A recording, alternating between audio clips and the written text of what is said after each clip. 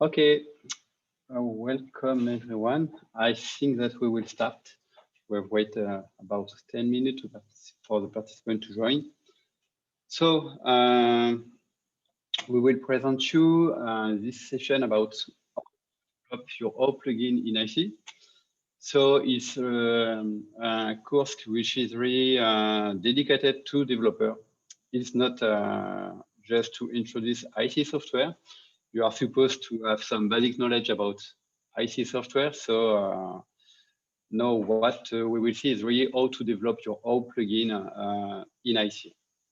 So first, before starting, I think that we will introduce yourself, and then I will let you to introduce yourself quickly, so we can know a bit more about your background or your profile.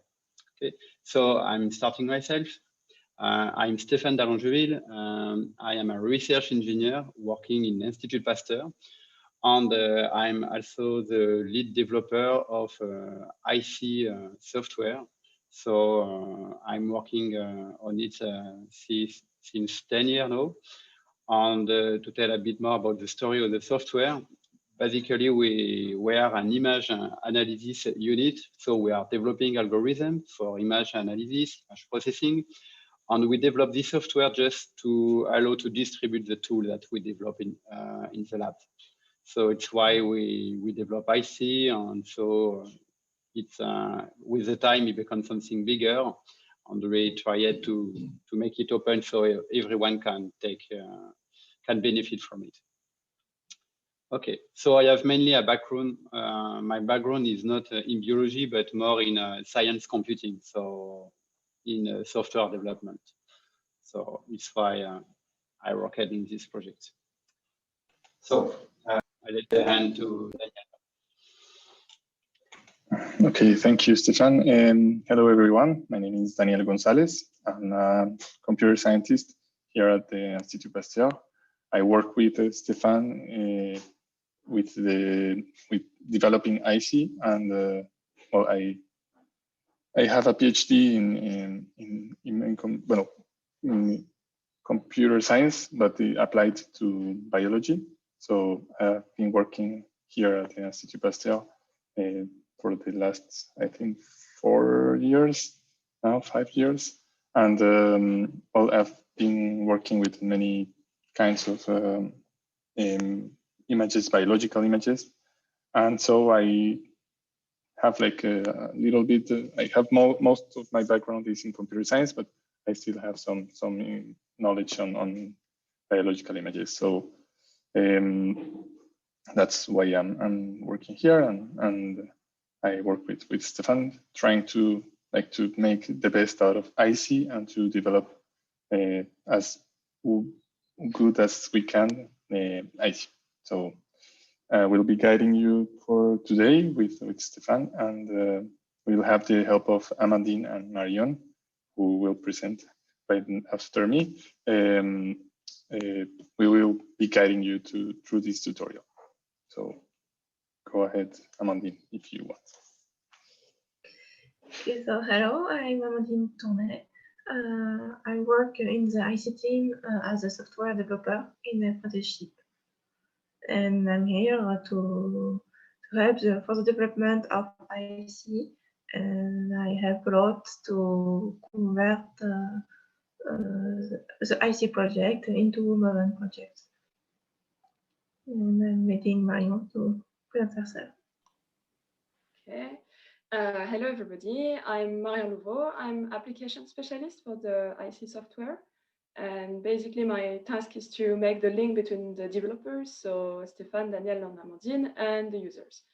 And I'm also in charge of the communication around IC, all the link between users and developers. So I wish you a very good tutorial, and I give the hand back to Stéphane.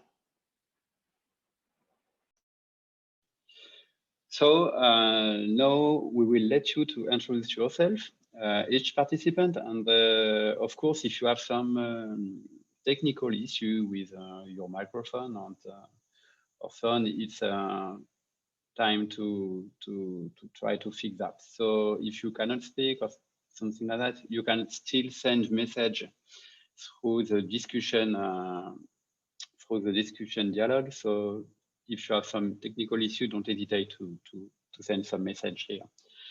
So to start with participant introduction, I will take the first one connected. So Stéphane, Ori, if you can introduce yourself quickly, please. Yes, hello everybody.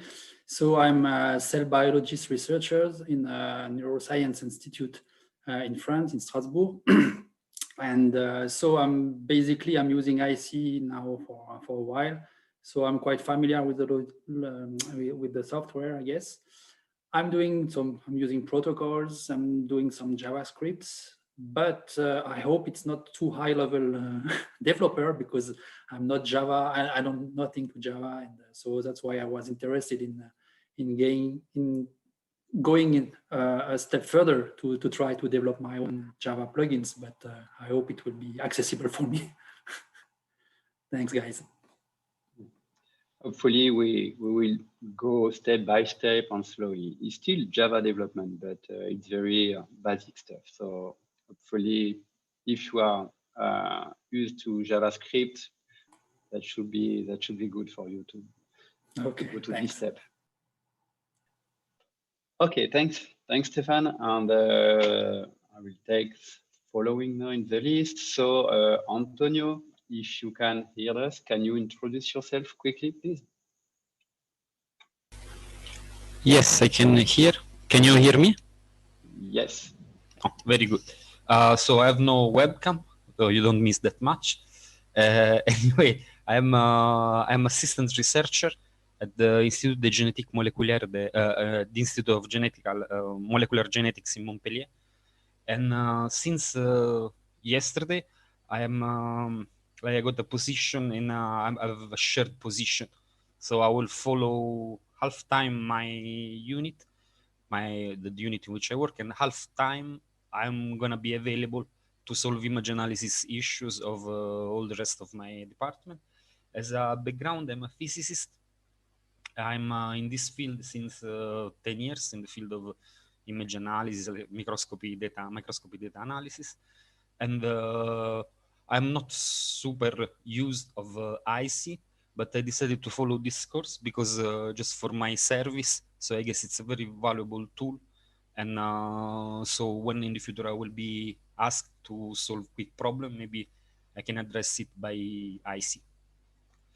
Thank you. Okay, thanks, Antonio.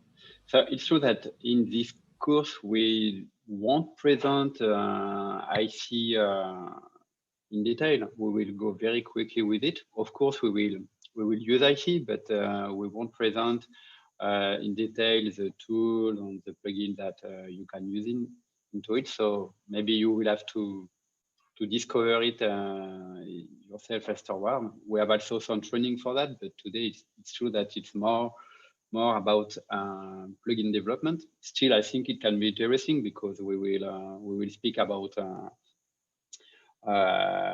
important features in IC, so it will help you to understand the logic behind. But yeah, it's true that it's made ready to develop your own tool. So it's really important to have that in mind. Okay, so now I think, yeah, we can hear Erin Roy, if you can hear me. Can you introduce yourself, please? Perfect. Hi. So yeah, my name is Erin Roy. I'm based in London, and I'm a recent graduate in Masters in Neuroscience at King's. So I did my master's thesis on developing an IC image analysis pipeline to analyze human-induced pluripotent stem cell spheroids.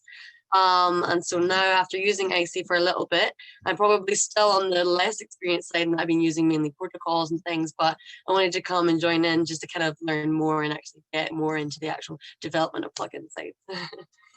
Thank you. Okay, thanks, fine. Very good. So it's good to see that at least you all have some basic knowledge or advanced knowledge of the software, so it will be smoother to go in. Okay, thanks, Erin. Jacob, can you introduce yourself, please? Yes, hi guys. So my name is Jacob Slinsky. I'm a junior group leader here at the University of Copenhagen. I have been using IC for quite some time, especially during my postdoc. I am very, very pleased with the new development of IC, new tools and new teams. So very happy how all these things are going. And yeah, I would like to take this course because I would like to learn how to develop your own plugins that I haven't tried myself and would be very useful for myself. Okay, perfect. So you perfectly fit what we will present. Good. Thank you. So continuing with the list.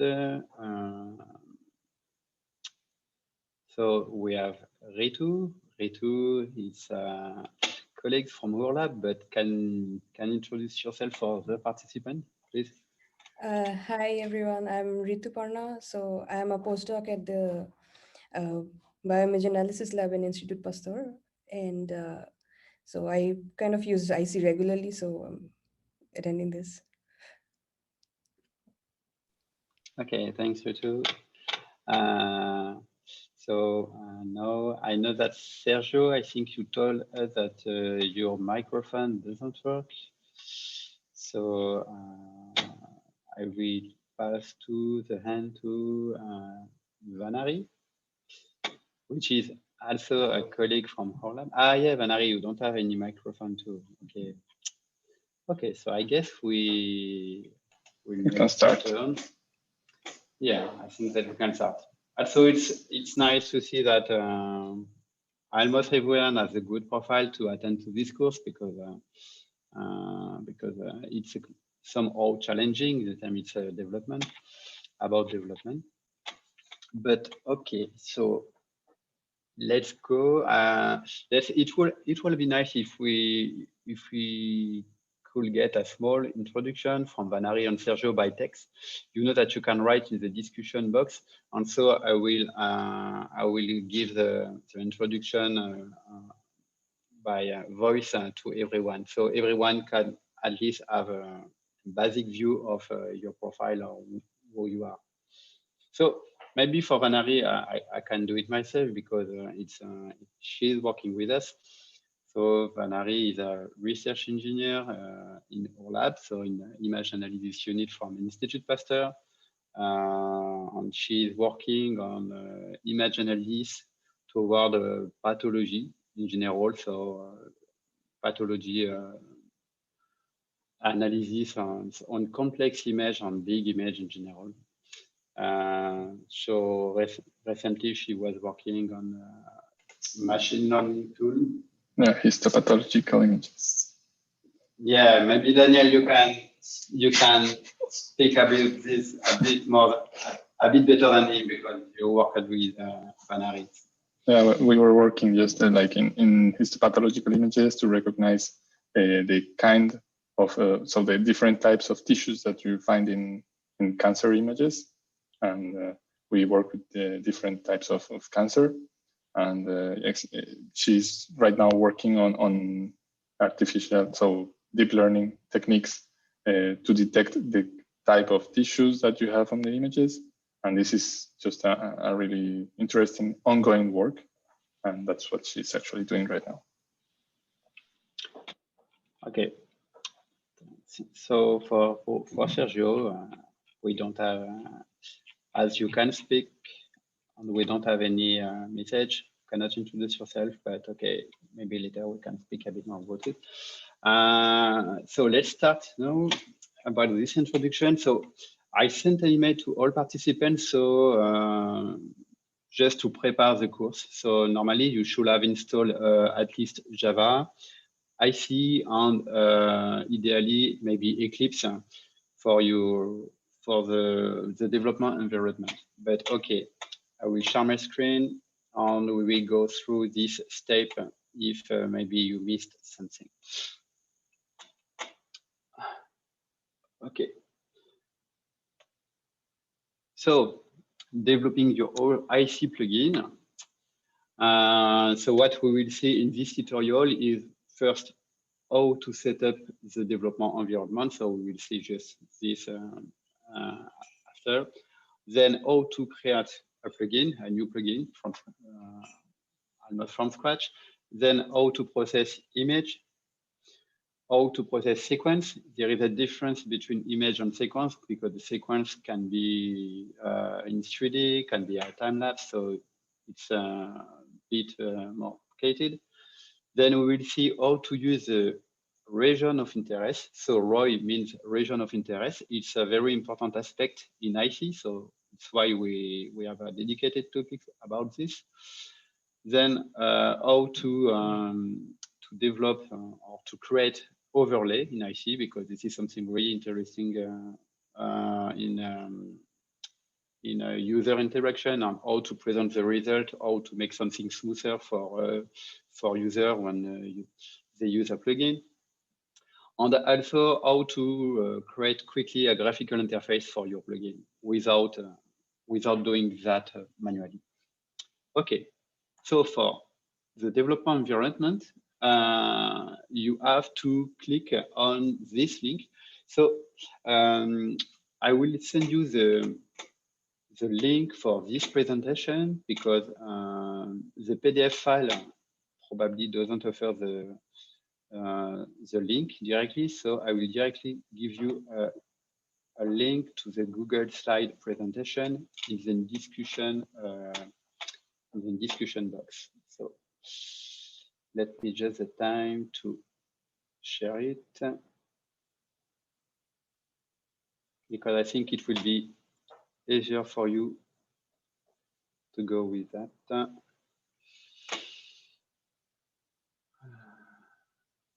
Discussion. Okay.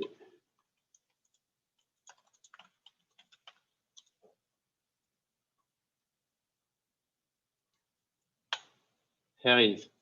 So I just gave you the link for this presentation. So you will be able to click on the different link directly from this presentation. Okay. So if we click on this link, you will have all the important information to start to develop a plugin IC. Just to start, you won't have any information about the different API, but just how to set up the development environment. So I'm clicking on the link and I'm bringing the page here. Okay, so I make it a bit bigger so you can read it. So that is the different steps that you have to set up your development environment. So first, of course, you need to install the required software for that. So we have a sub-article for that where we give the different software that you need to install. So I hope you have already done it. So obviously you need Java because IC is wrote in Java. So even to make IC work, you need to install Java first. So this is the very first prerequisite here. Then to develop in IC, you need to install what we call an integrated development environment. So if you are already familiar with this, you can use the one that you prefer. If you are already developing Java and you are using, for instance, IntelliJ from IDEA Software as an integrated development environment, it's okay. You can use it, no problem. I guess you are used to that, so you know how to use it efficiently. But here for the tutorial, we will use the first one here in the list, so we will use Eclipse. So if you are not used to this kind of tool, I recommend you to install Eclipse or to use Eclipse instead. Okay. Then the third tool that we will use here is Maven, because the project is managed by Maven tool. Still, it's not mandatory to install this tool because any integrated development environment already include Maven tool inside. So you don't have to install it by yourself, except if you want to control it manually.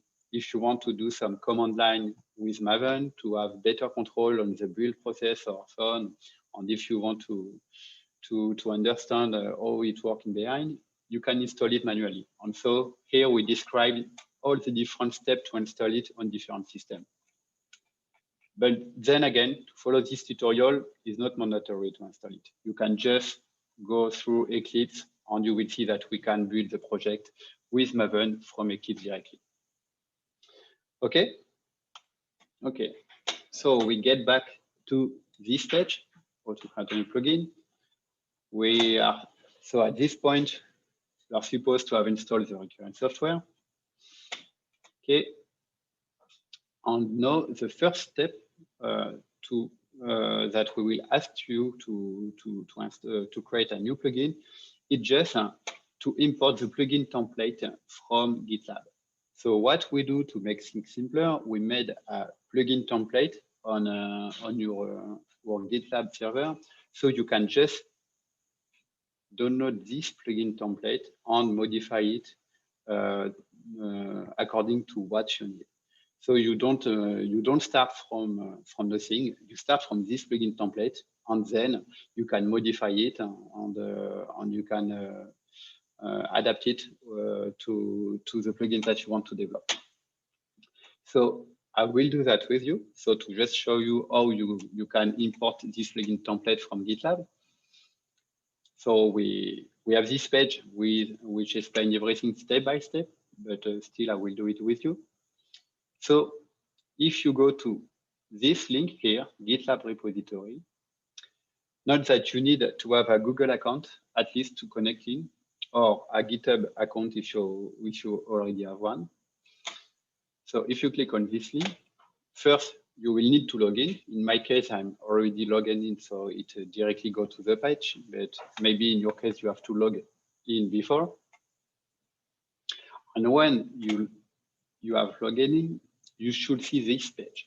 So this page corresponds to the plugin template project that we provide. So the idea is that you can just clone it, in fact, but here, even better, we will just download it so we can put it somewhere, and then we won't have the repository itself on the local disk because, well, there is no way to directly clone it. Okay, so you download it by clicking on this button here. You can select which kind of archive you want, but I guess that we will go with the zip one. It will ask you, of course, to download the file. So you get the zip archive file. Then I'm going back to here. So we can see the step. So when you downloaded the template archive, you just have to extract it.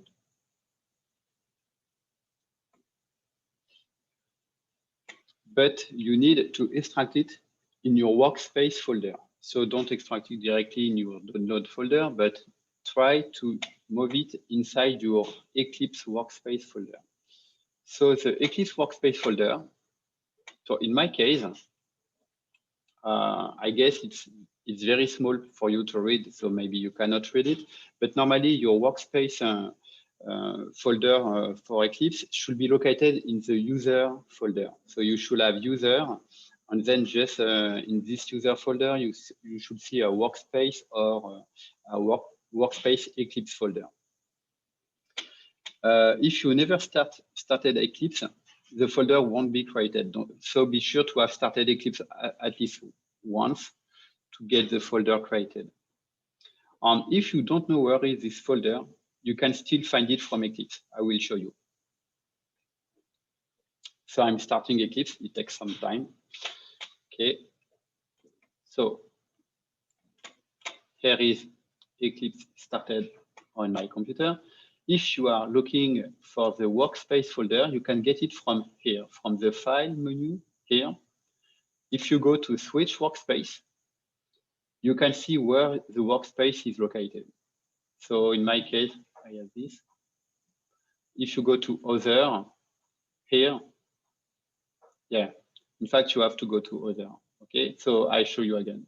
You go to file, switch workspace, and if you click here, you can see where the workspace is located. In my case, I have two workspaces. It's why I have two locations. But in your case, you have probably one location only. So this is where you need to put the plugin template. Okay. So I'm going back to this folder. So this is the folder of the Eclipse workspace. So in my case, I already had the template because I already made the course yesterday, so I forget to delete everything, but okay, I'm just doing it again. So I'm taking the archive, moving it in the workspace folder, and I extract it directly in this folder. Okay. So now you have a new folder, which is called POM plugin master. Normally, this is the name of the archive. And inside this folder, you should find this file. So you should find a POM XML file, which is a very important file because this is a project, the Maven project description file. And then here you have some other file coming from the template. Okay. So next, we go through the different steps here. So what we need to do now is just to import this project into Eclipse. So for that, we go to File, Import. Again, I will do it with you. So first I need to delete it again because, okay. So we go to File, Import. And here you can choose in Maven, you can choose existing Maven project because the project, the template that we imported, it's a Maven project. So you click on existing Maven project. You select the folder. So normally it will open the workspace folder by default. And so you go to the POM plugin master folder and you click select this folder. And normally you should have this window here with the POM file checked by default. That means that Eclipse find this Maven project into the folder. And so now you just have to click on finish and it will import the project into Eclipse. So now I can see the project here correctly imported. So this is other project. So you should not have this one, but you should have the POM plugin master project correctly imported if everything went right. So in your case, maybe it will take some time to properly compile because on the first import, Eclipse has to download all the dependency from the project, and it can take a bit of time depending on your internet connection. So maybe when you import the project, you will see an exclamation point or a red cross aside the project. And you just need to wait a bit. Normally, it should download the different dependency, and it should be able to compile it correctly after some time. Okay. So we already did this step, and so normally you should have this.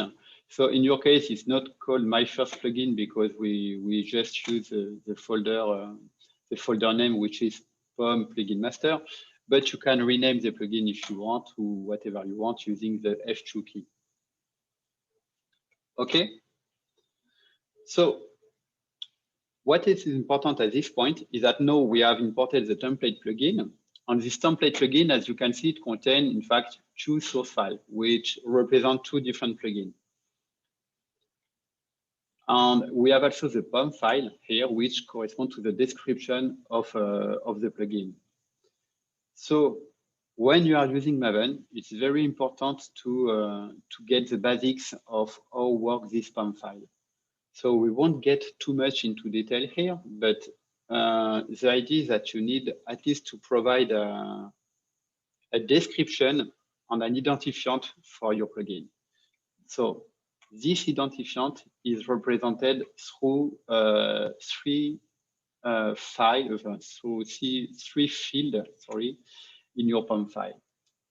I will show you in Eclipse, but these three fields are the group ID, which correspond, let's say, to your to your institution where you are working.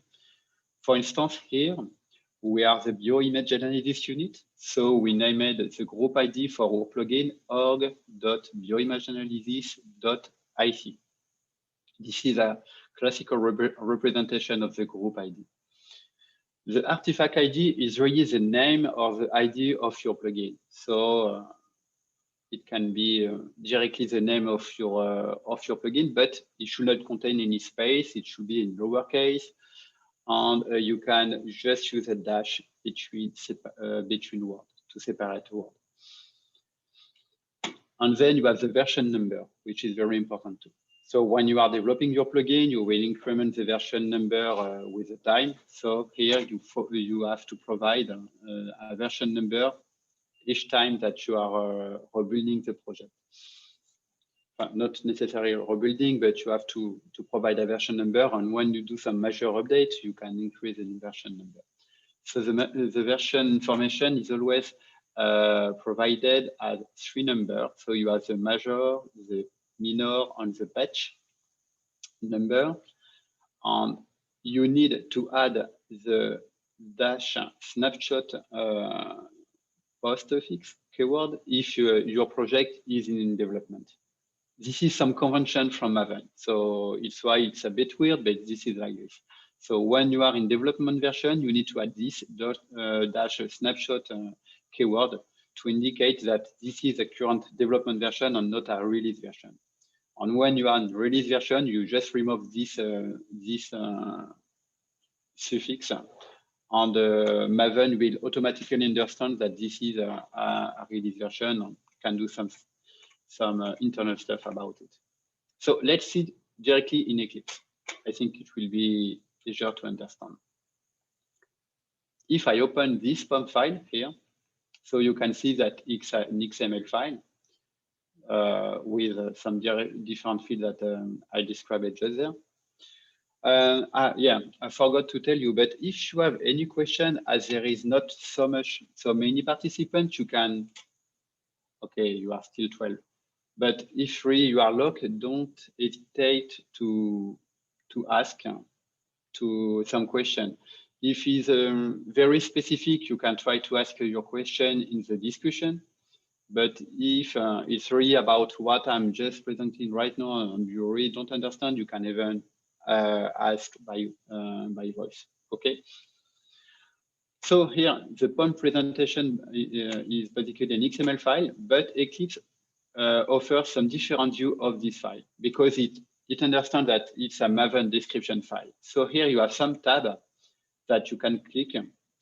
And for instance, if you go to the overview, you can see that the different information are directly filled in a better in different field and with a better presentation. So you can directly change your group ID and the artifact ID and the version directly from this view, which is, I think, much better than just directly writing in the XML file.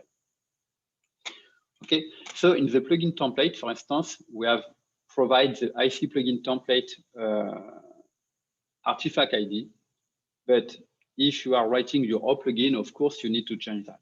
You need to say, okay, this is my super plugin, for instance. So that will become your artifact ID to uniquely identify it.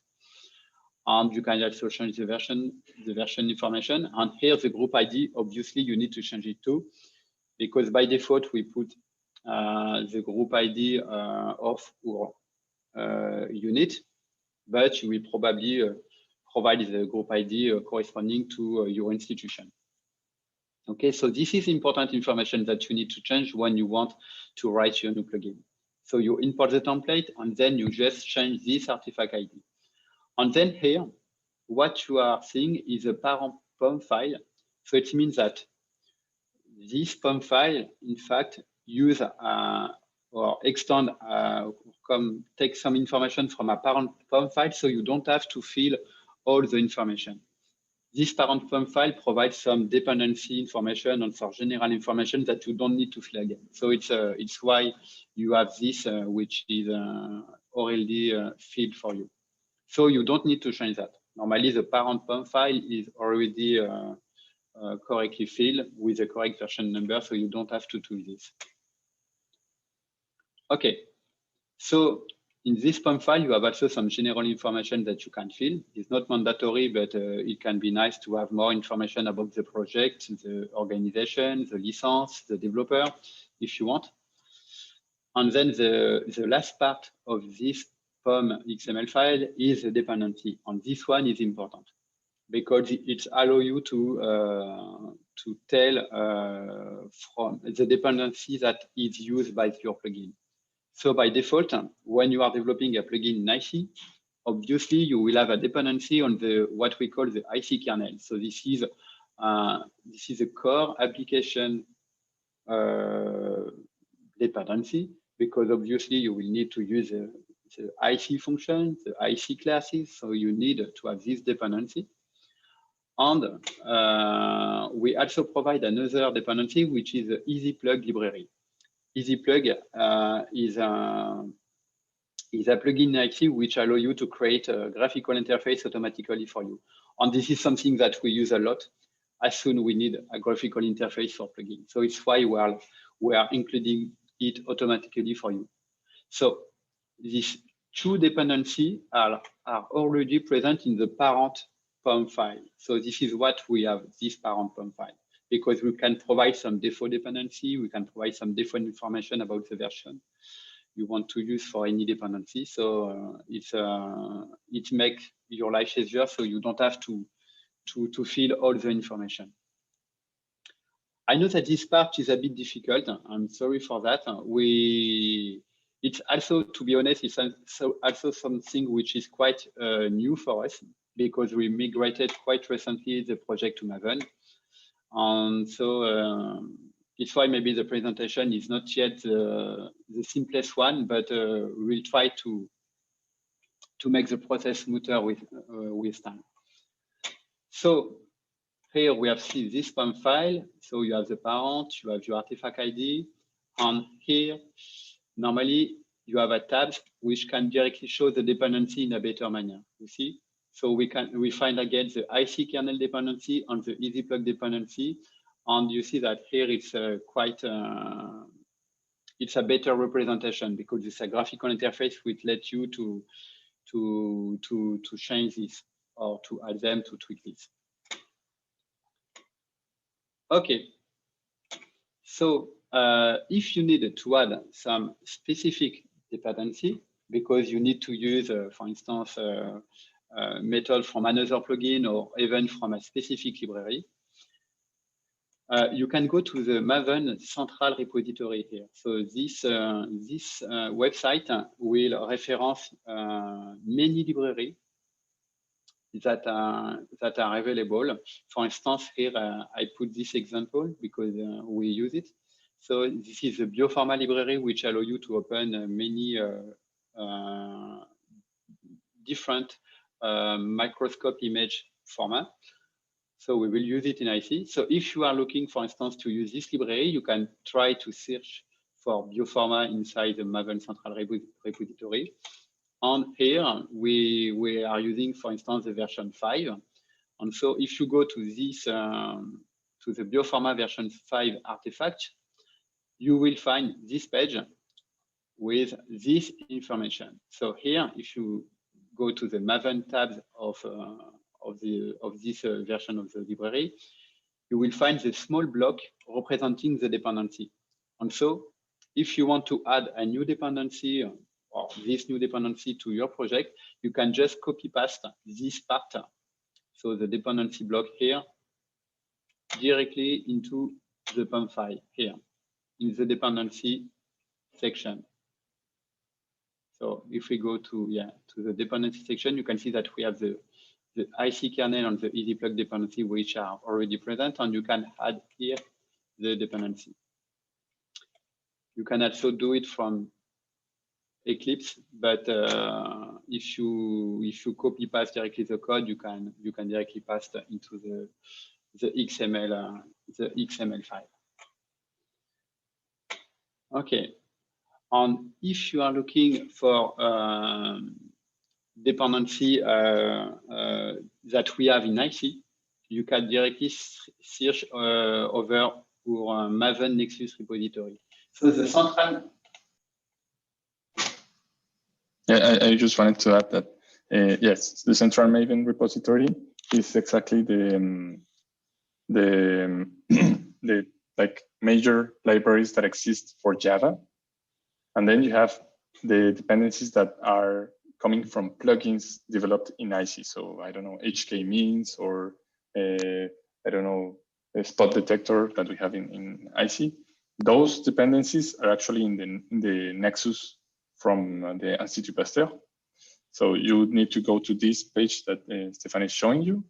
It's actually called ic-nexus.pasteur.fr. And then you can search for the plugin that you want to depend on. So for example, here he's choosing the easy plug. And then you choose usually the group that you see and the name of the artifact. And then there is a version. That version is the one that you are actually going to use. And that's what you should add on the POM file that Stéphane was talking about. Yeah, thanks, Daniel. Yeah, exactly. Yeah. It's true that I quickly show it, but in fact, yeah, I speak about the Maven Central, which is a global repository for all library. But if you are looking for dependency about IC on IC plugin in general, you have to go through this Maven Nexus repository here. And I just showed you, just keep the name here of the plugin you want to use. So I typed easy plug, but it can be maybe the spot detector or like that. And so you will see all the available library, available artifact. Normally artifact is the name of this. And then you can go through and you can see the group ID here, artifact ID, but it's called name, and the version. So here you just have to use these three fields to fill into your dependency.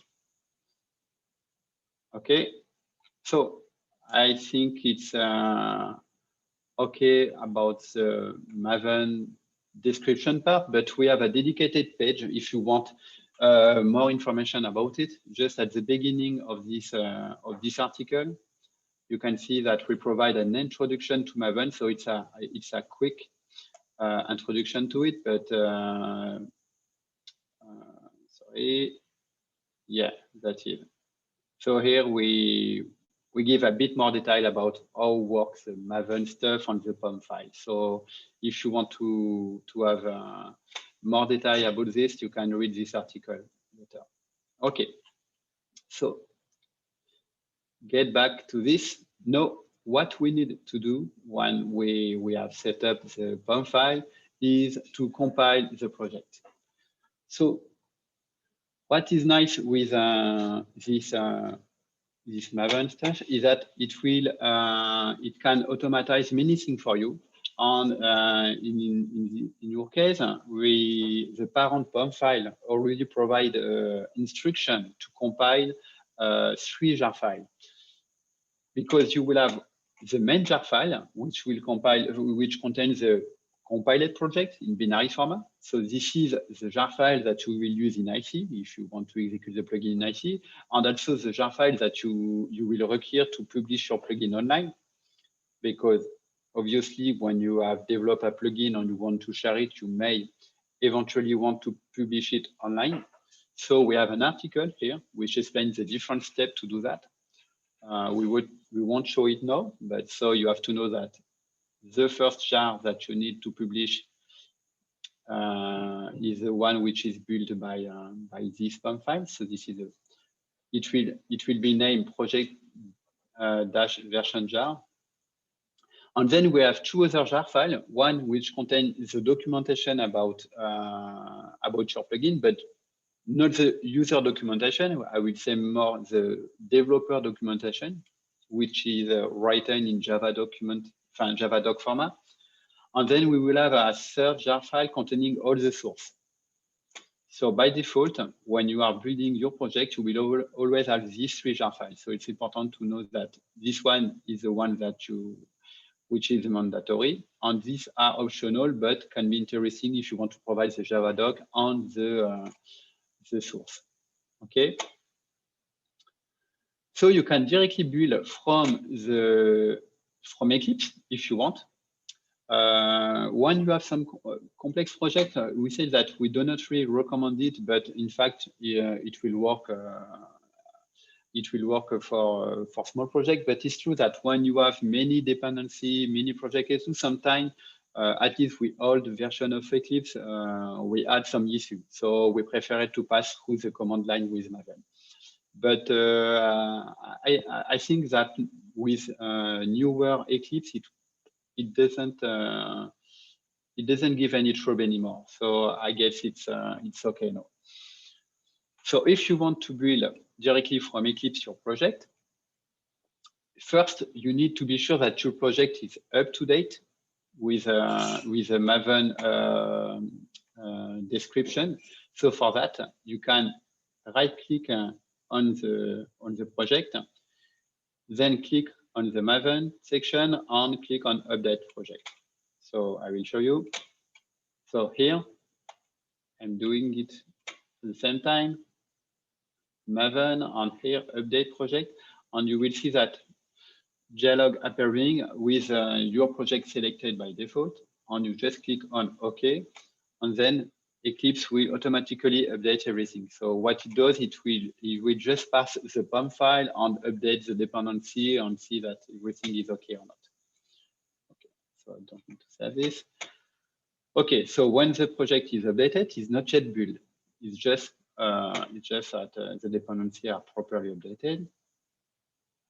So now, when this is done, we need to build the project, and for that, you have to right-click again on your project, and this time we go through the Run As menu, and we choose Maven Build. Okay, so again, I'm doing it at the same time, Run As, then Maven Build. And here, you have this big dialog appearing with mini field. Don't worry, we have put some default profile for the build process, so you don't have to fill anything. You can keep all the fields with their default value. So you see, normally you have to select a goal or a specific profile. Here you can leave everything blank because we already provide this by default, and you can just click on the Run button here.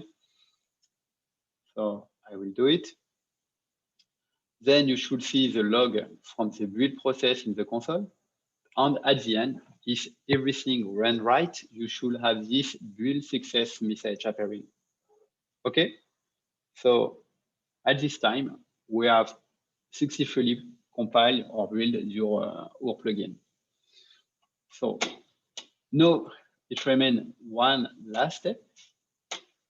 Okay, if you want to build from the command line with Maven, if you have installed Maven on your system, you can just go to the folder where you have your project and you just type this command, mvn, and it will give you the exact same result as here.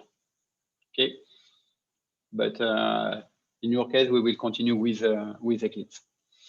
So the last step that we need to be able to do, of course, is to test the application. So while there is a specific section about it, it's just because we are developing a plugin. So a plugin is a module which works inside IC. So it's not so easy to test it automatically because you cannot execute the plugin itself like this. You have to execute IC and then you have to launch the plugin in IC. So for that, we just have a small trick, which is to add a main entry point into the plugin class, or even externally, but you just provide the main entry point, and this main entry point, which is what will be executed first when you will execute the class, the application, we just ask to launch IC. So we can do this just by typing ic.main and providing the same argument, that's the argument we say here, and this will launch the application. So if you take the full example from the plugin template, you will see that we have more than that. We are launching IC, and then we are loading an image, and then we are displaying the image in IC, and then we are finally running the plugin. You don't have necessary to do that. Here it's a complete example, so it will do all, it will do all the tests automatically for you, but you can just run IC, and then in IC you can start your plugin manually. So it's simpler. Okay, so this is what we will do to test. We will always have a kind of launcher like this. We will start IC, and then in IC we will type the name of the plugin to find it and to execute it. So this is, for us, the simplest way to test quickly the plugin.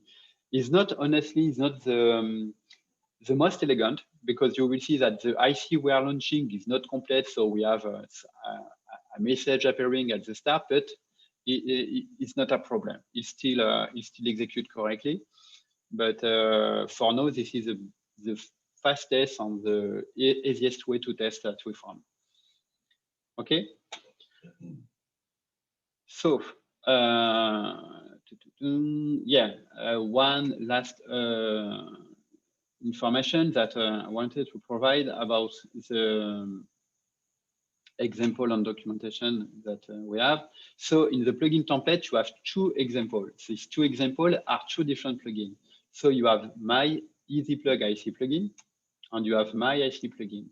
So my IC plugin is a very simple example without any graphical interface. You will just take an input image, so the current open image in IC, and it will modify it. On my EasyPlug IC, it's another example with a graphical interface providing two parameters as input, and it will do a small processing from it. So you have these two examples just to see you how to work with different things. Okay, and another important aspect is the package convention in IC, package name. So you have to know that when you are developing with Java, you have to organize your source in package. So if you look in Eclipse, when you are seeking for the source file, you can see that just above the source file, you have this package name here. This is very important in Java to have this package stuff to organize or to identify uniquely your different classes. So in IC, the package naming convention is always like this. So you have to start with plugin. So this is the root package name. So you cannot change it because this is the way that IC will identify your plugin. And then here, the first sub package name is the author name. So this author name is a login, the login that you will use to register on the IC website. So when you will want to publish a new plugin, you have to register to the IC website, create an account. So this is the name of the account that you have on the IC website, kind of author name. And then the other sub package name, we say that you have to use a plugin name, but in fact you can organize it as you want. So you can take whatever name you want here. You can even add other sub package name if you need to organize it in more finer method. But what is very important is this part. So you have to respect this, the plugin and the author name. For instance, we have Alexandre Dufour, which is a guy which worked in the unit for some time, and its developer name or login name was A-Dufour. So the package was plugin.adufour.whatever. Okay. So here in the plugin template, we use author name, but of course you can change it from the Eclipse. So in my case, for instance, I will change it to Stéph if I want to put it for under my account, but you will have to change it with your author name depending what you will log in there, what you will register in IC. Okay, so I think the deploying information is not very important for you. So I think it's okay about the basic setup on the basic way how to create your plugin. I think we have all the information we need, so we can get back now to this part. Like this. Okay, so we have everything now ready to start writing your O plugin. So what is how to write a plugin in IC? Basically, you just need to define a new class which extend a plugin actionable.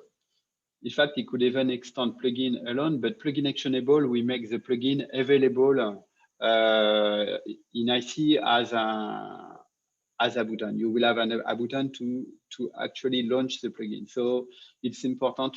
By default, you will always use plugin actionable classes as a base class for your plugin. So here, what we want to do is just an hello world example. So for that, we create a new hello world plugin classes, which extend the plugin actionable. And then when you have a plugin actionable, you have this run method, which will be called when you will launch the plugin. And here, we will just tell to create a new announce frame, which display hello world. Okay. So if I take this example, okay, I have to go to the presentation where I can copy paste. It's easier for me. Up. Like this. So I can just copy paste this example. And I will do a new class on my template like this. So if you know a bit Eclipse, you know that you can create a new class just using the menu and right click on doing new class. So the new class name is Hello World Plugin. And you remember, I need to extend the plugin actionable. So here, extending is the superclass. So I just type plugin. So something which is very important when you are developing or you are writing code is the auto completion. So in Eclipse or almost any other idea, you need to press Control and space at the same time. And then you will see this combo box appearing, proposing you different choice. So this is how you enable the auto completion. And it's very important to know that because without auto completion, it's very, very difficult to code.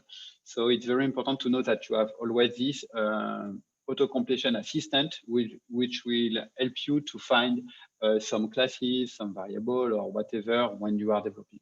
So here I want to use the plugin actionable. So I just type act and it will give me this selection. Okay, I do that. And then I automatically my new Hello World plugin classes.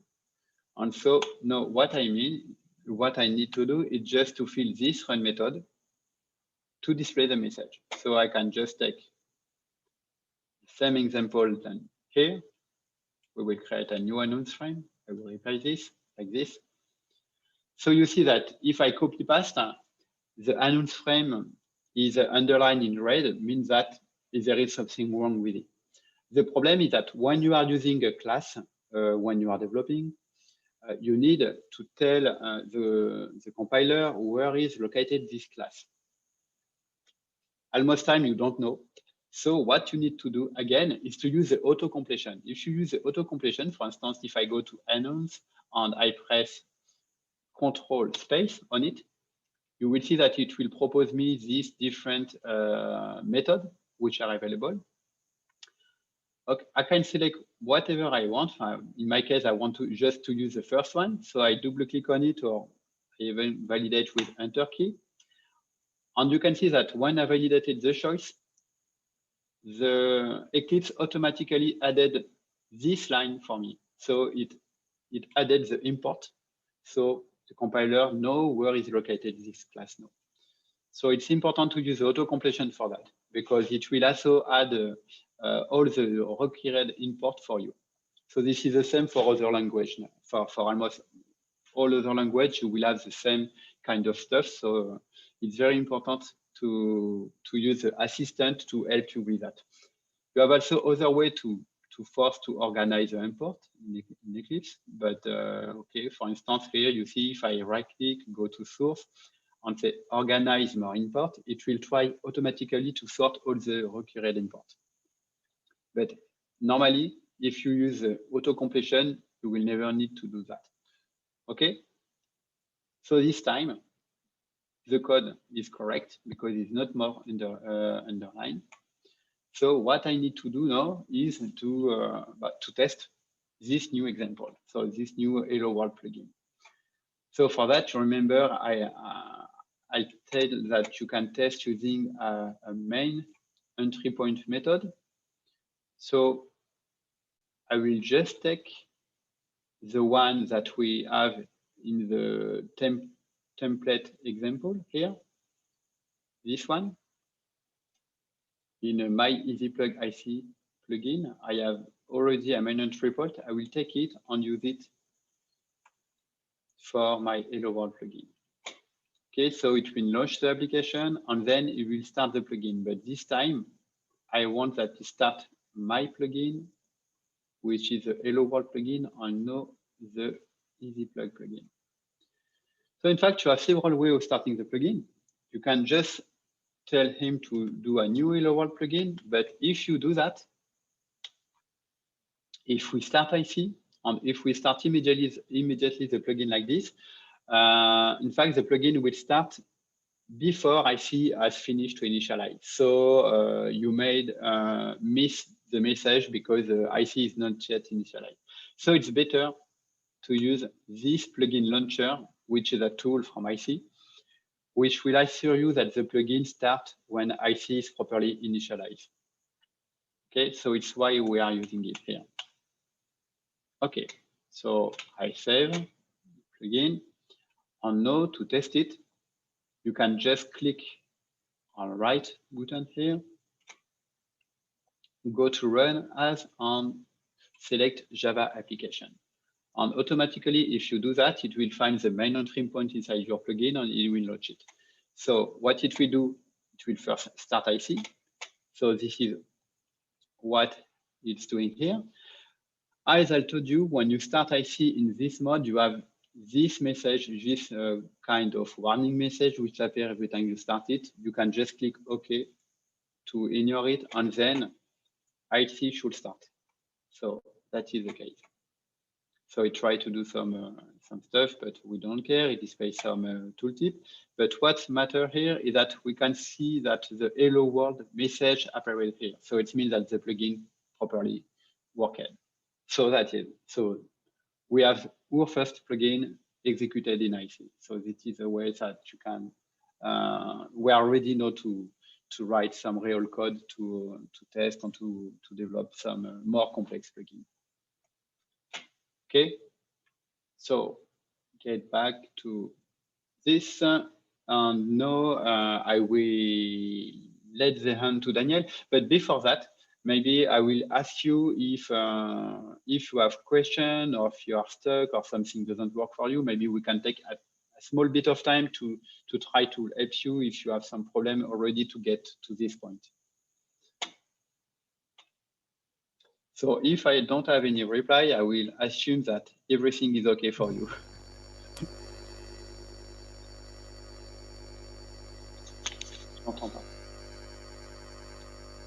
I see that Antonio, I think it's Antonio that's trying to speak, but we don't hear anything. So I have my sound, which is completely garbled. So don't worry, I'll take it from so I will let Daniel take the hand. I'm just disconnecting and reconnecting just to fix my sound problem. I'm back in very few seconds. But in the meantime, I'll let Daniel to listen your question if you have some, and to explain you yeah, anyway, we'll take the hand to present you the second part.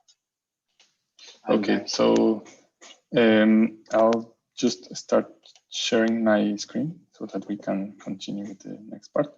But let me just share it.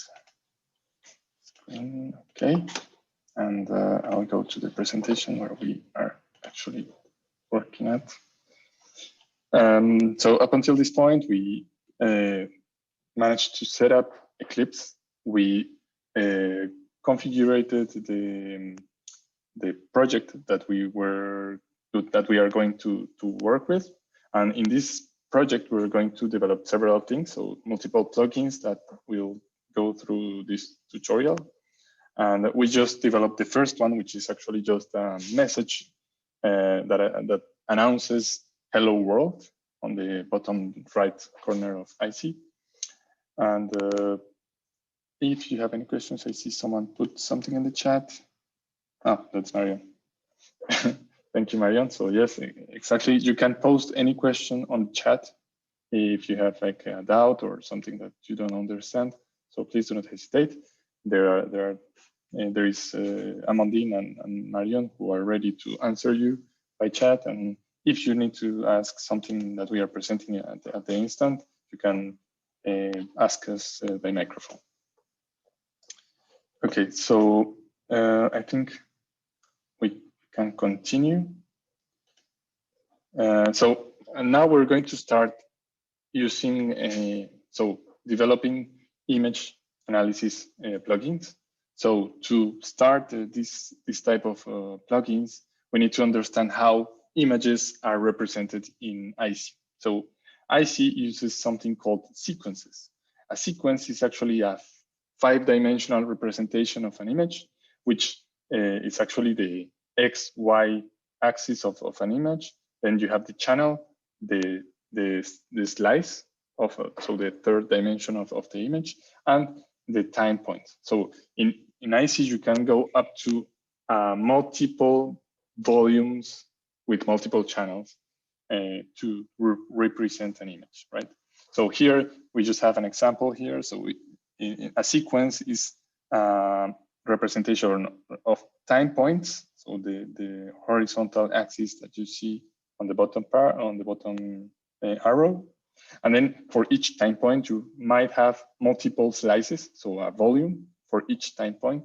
And at every single time point, you will have multiple images, and each image is represented by something called IC buffered image. An IC buffered image is actually a 2D image plus the channels that you will use to represent the intensities. So again, if you have, for example, three channels, which is the red, green, blue, the classical ones, so you would have three of these yellow squares or rectangles, and on each one you will have all the pixels, the 2D pixels, the 2D coordinates of a planar image. And for each one of these coordinates, you will have a pixel data associated to them. So here you might have different types of data because there are different types of images, and that depends on the for example, the microscope that you used to acquire the image. It would provide the image in a specific format, and so you have to take into account this usually to make your calculations. So here, for example, you could have a byte or a short or an integer or a floating point variable or a double precision floating point. So in every single of these pixels or positions, you might have different kinds of data, and you have to be careful with the type of data that you use, because sometimes you can overflow the value of the data, and it will actually perform wrong calculations. So you have to take into account this. But IC is conceived in such a manner that you might be able to forget about that problem and just concentrate on the processing part, which is actually what interests us as plugin developers. So with that in mind, here I have a representation of these 5D images that I was talking about. So the first one, the one on the left, you will see that it's a 3D image, which you can actually check or search through this slider here on the left. This image, for example, has actually 23 slices. So it's a volume, and it has multiple layers, and each layer you can actually check it using the slider. Then you have in the middle, you have a four-dimensional image, which means that it not only has a volume, but it also has multiple frames or multiple time points. And each time point, you can actually look at it using the bottom slider, the T slider. And again, this image has 23 time points and 26 slices. And for each slice at each time point, you will have a different image, so a 2D image, right? And then you have the 5D image, which not only has multiple time points and multiple slices, but it will also have multiple channels.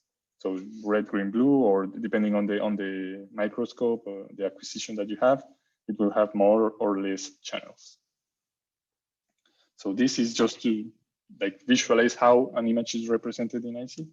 And now we will be able to now that we understand this representation of images, we can go through the development of a plugin.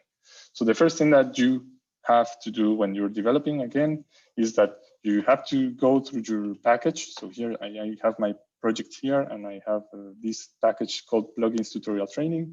And if I want to create a new plugin, I just go to the package that I want to develop at.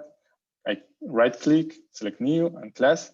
And in the class, again, as Stéphane told you, you put the name of your class. So for example, my first plugin, and then select the superclass or the base class or the type of plugin that you're developing. In this case, we are, for the first part of this tutorial, we are going to use actionable plugin. So sorry, plugin actionable. So you can use the auto completion, the control space, quick help. And with that, you can just click finish, and it will give you a new class that you can work with. So that's what Stéphane told you about like a few minutes ago. But now I'm just going to use this to start the next step. So the first thing that you do when you're trying to work with images, and here I'm going to work with 2D images specifically, is to recover or get the reference to the image that you want to work with, right? So the first thing that you always do is to get that reference, and then you will be able to work with these images. And so here we are getting the active image, so the image that is being shown on the viewer. So when you open an image, that will be the active image.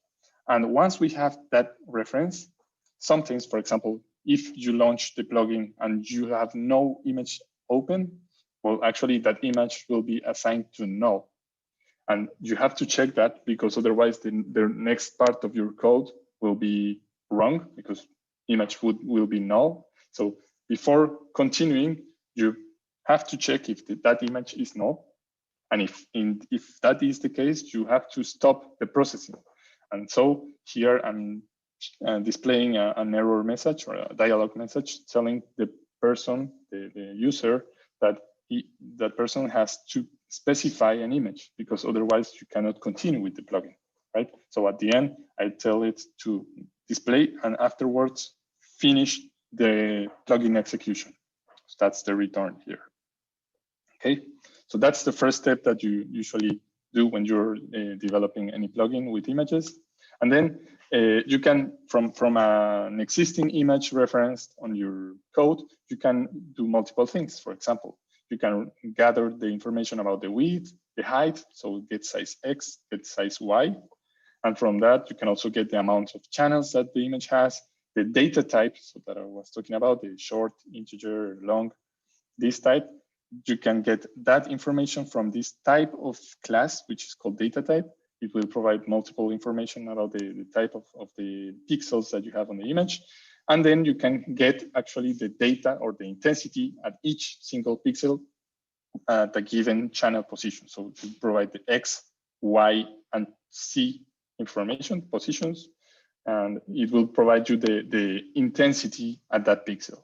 So take into account that get data actually is converting the data from the original data type. So for example, a byte, and it will convert it to a double type so that you can work with that intensity in an easier way.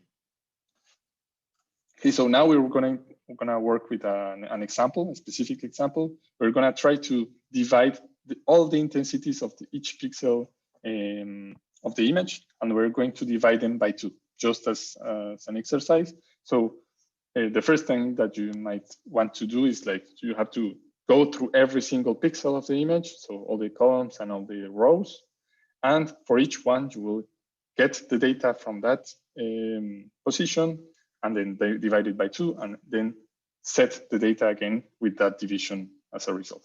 So that's exactly what we are doing in this bit of code. So we are going through every single row, sorry, every single column here.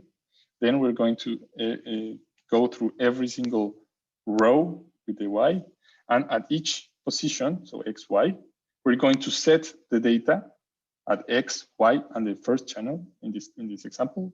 And we're going to set that information as the same information of the original image, so X, Y, 0, but divided by 2.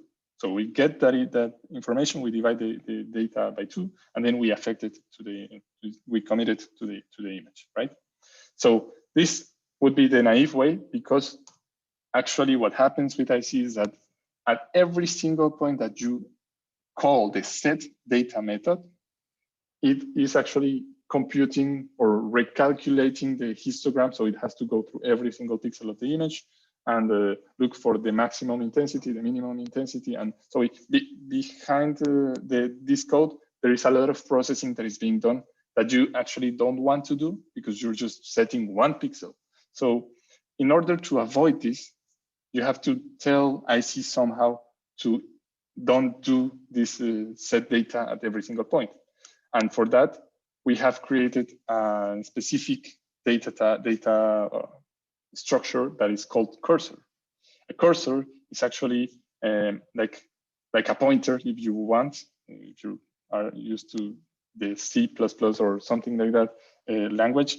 It's a pointer that will point you at each pixel of the image, or at a specific pixel that you give. So for example, here I'm going to point at the X0, Y4 channel 0 pixel.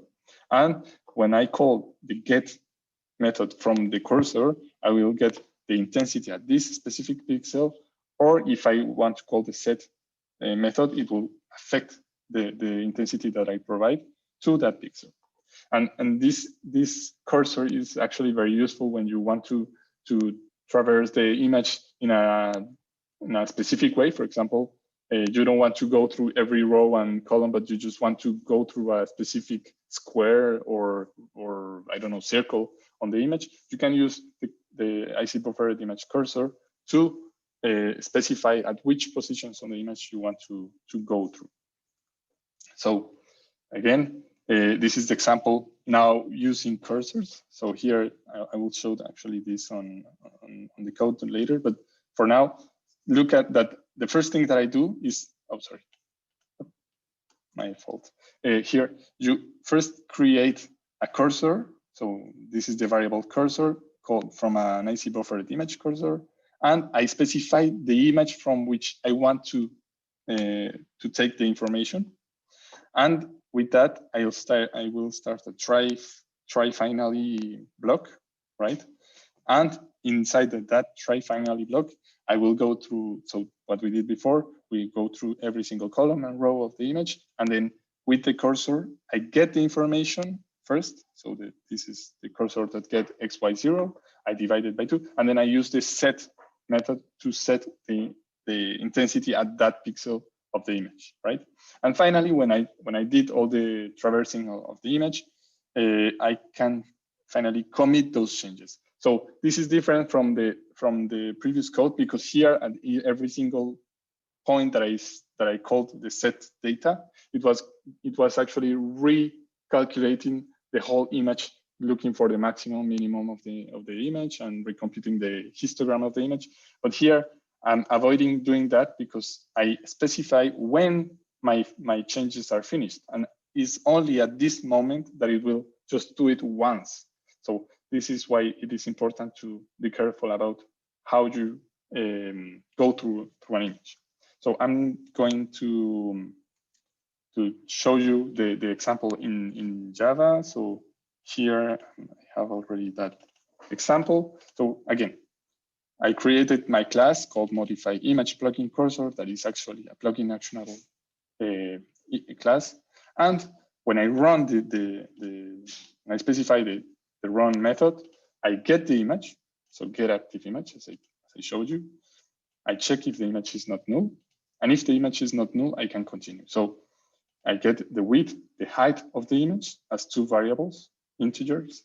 And then I create my cursor and I go through the image using the cursor. So for X, Y, and I only check the channel 0. So this means that the image I'm going to work with is just has one channel, and I'm going to divide the intensities. So I'm going to run this to show you the example. I have my own IC launcher. So this IC launcher actually just has the IC main call that it will just launch IC, and I'm going to do the rest by hand to test my plugin that I just showed you. So this one, I'm going to launch it. So run as Java application. Yeah. And I will have IC launched. I hope you're seeing my screen. Okay, so I have that warning, and now I have the image. So I'm going to show you with my image. So I see information dataset. Okay, so with the instructions that you received yesterday I don't know if it was yesterday, but we sent you an email with the information about the course. You also had a link to get all the sample images that we are working on right now. So I will use, in this case, this image one channel TIFF, which is only a monochromatical image. And in this image, we will be able to perform the processing that I just showed you. So in order to call the plugin, I imported the image on the IC workspace, and then I am going to call the plugin. So if you remember, the plugin is called modify image plugin cursor. So I'm going to look for it, modify plugin cursor. And as you can see, well, the image changed a little bit, but actually, if you look at the histogram, originally the histogram had 255 as the maximum intensity. But since I divided all the intensities of all the pixels by 2, now the maximum intensity is going to be set at 127, I think, yes, because of that 128 there are 0 pixels. So yeah, this is one type of processing, right? Again, this is just an ATOI example, but this is how you actually go through every single pixel of the image, right? And now in the presentation, you have every single step that I went through. You can check it later when you want to revisit the slides. And with that, you actually can traverse an image and do your own processing. So instead of doing the division by 2, you could actually provide a thresholding or something different. So that's how you go through images. Now, this is not the only way that you can go through an image. The old way actually was to use update flags. Here you have those 2 update flags that are on rectangles. So the first thing that you usually did was to begin an update, go through the image, do the processing, and at the end, perform an end update. But this was less readable than using a cursor, because a cursor again, allows you to point at a specific position of the image. Here you just have some flags that might be not synchronized with the code. So you would have to be very careful about this. And there is also a very optimized way of doing it, but again, this will come at a price about that is readability. So here again, you are doing many things, but it's not as readable as the other examples. So here, for example, you're getting the data of the image as an object. So you don't know what type of data you are dealing with. And with that object array, you are converting it to double array. And so it will give you a one-dimensional array of intensities, double intensities. And with that array of intensities, you will go through every single position and divide it by 2 using the math-util class. And after that, you would be going back to the original image and copying the resulting data to the original image. So you take the double data array and affect it. So set all the data to this, and this other array get data XY. And you would have to specify if the data is signed or not. So again, this makes the code a little bit more complex and less readable. So that's why I would not recommend you using this kind of syntax for doing your processing. But again, sometimes when performance is the big issue, you might be tempted to do it because it would be more suited for your case. But in general, just stick to using cursors or using flags. That would be my recommendation. And then, of course, there are some utilities that you can use. So you can use this IC buffered image util class that can allow you to, for example, add channels, convert an image, the type of an image. So for example, if you have an image that is in byte type and you want to convert it to double, you can just call this method convert to type, taking the image that you want to convert, the data type, the target data type. And if you want to make it truncate the intensities to the limit of the image, and then you would get as the result as this part of the expression. And you can also extract channels. For example, if you want to extract just the second channel, so the channel 1, you can use the extract channel method. You can get even a sub image. So you specify a specific rectangle on the image. So this is a rectangle starting at 10x, 10y, and with a width of 50 and a height of 50. And I will recover that rectangle from the image that I'm passing through as a parameter. And at the channel 0, I think, at the time point 0, if I'm not wrong, and then at the channel 1. So this will provide me an image at the end. And again, I can rescale, for example, an image if I have, this is actually useful when you are working with large images and you want to go faster on a processing.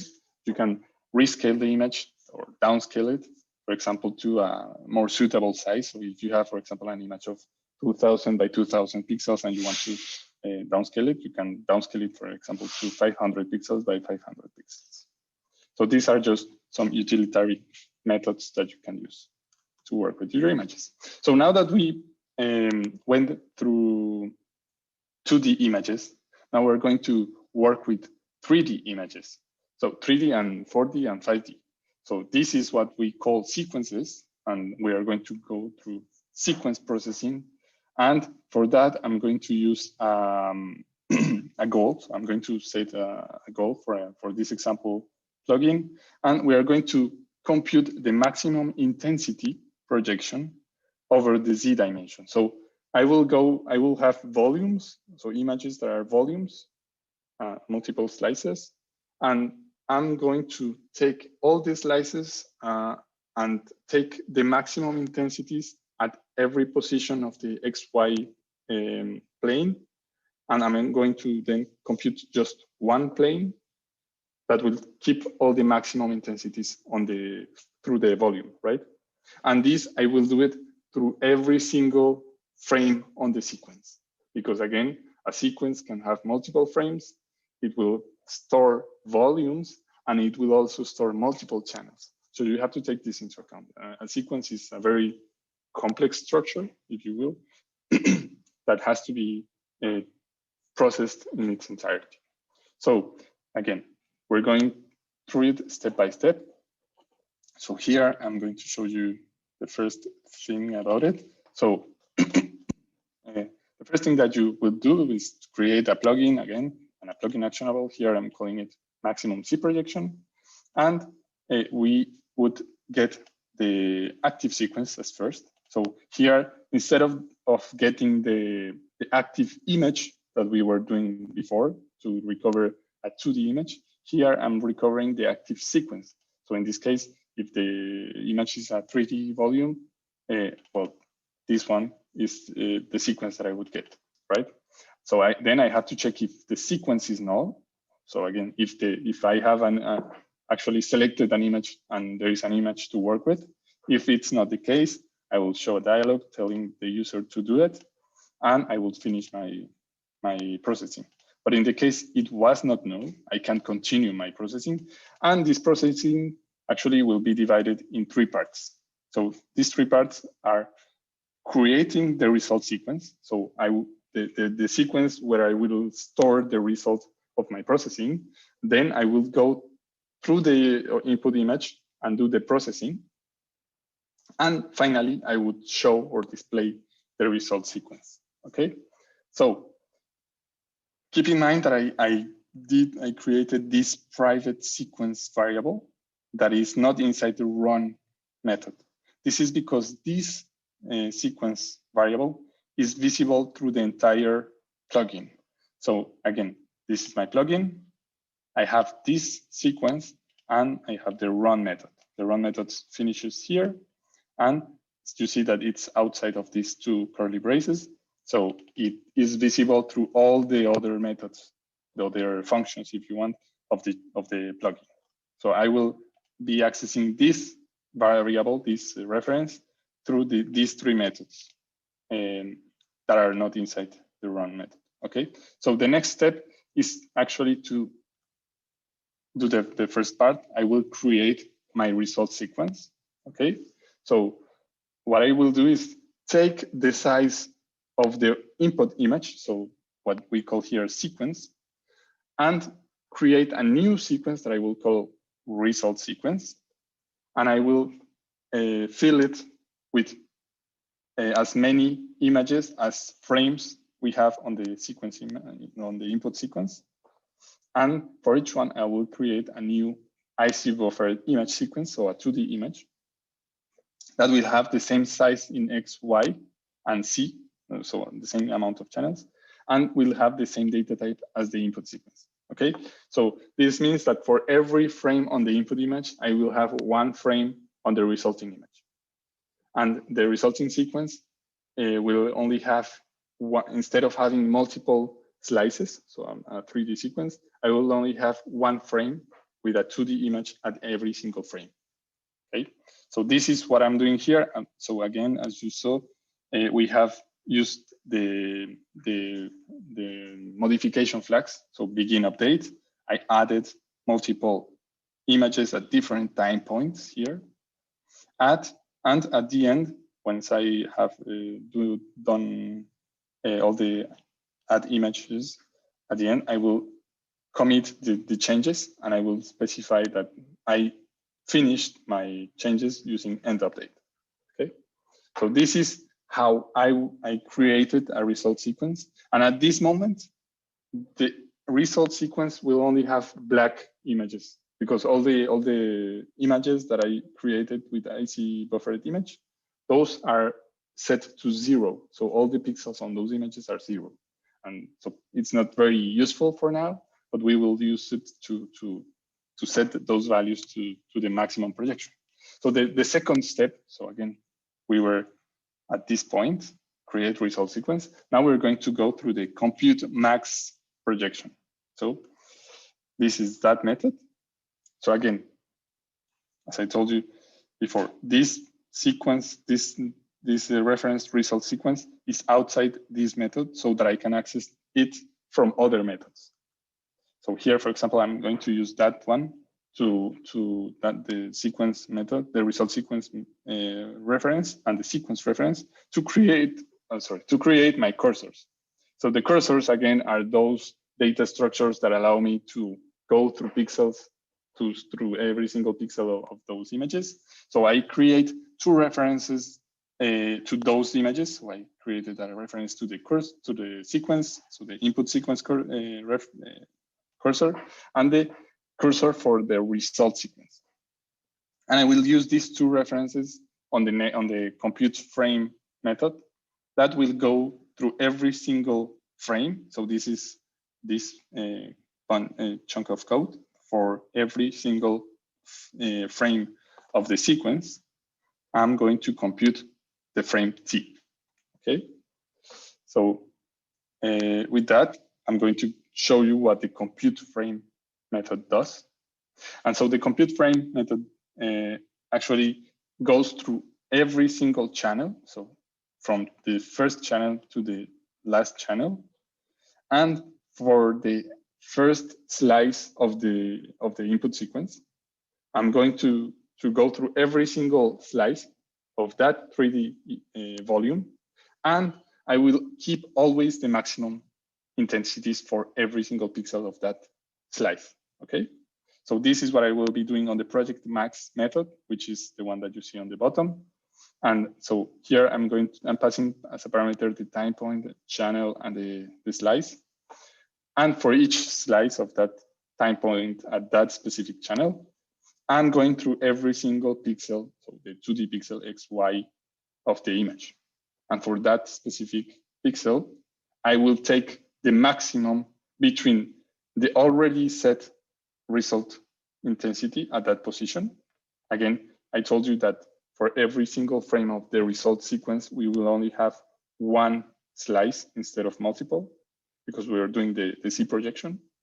And I'm going to compare it to every single pixel at every slice of the input sequence. So I'm comparing these two intensities and always keeping the maximum intensity.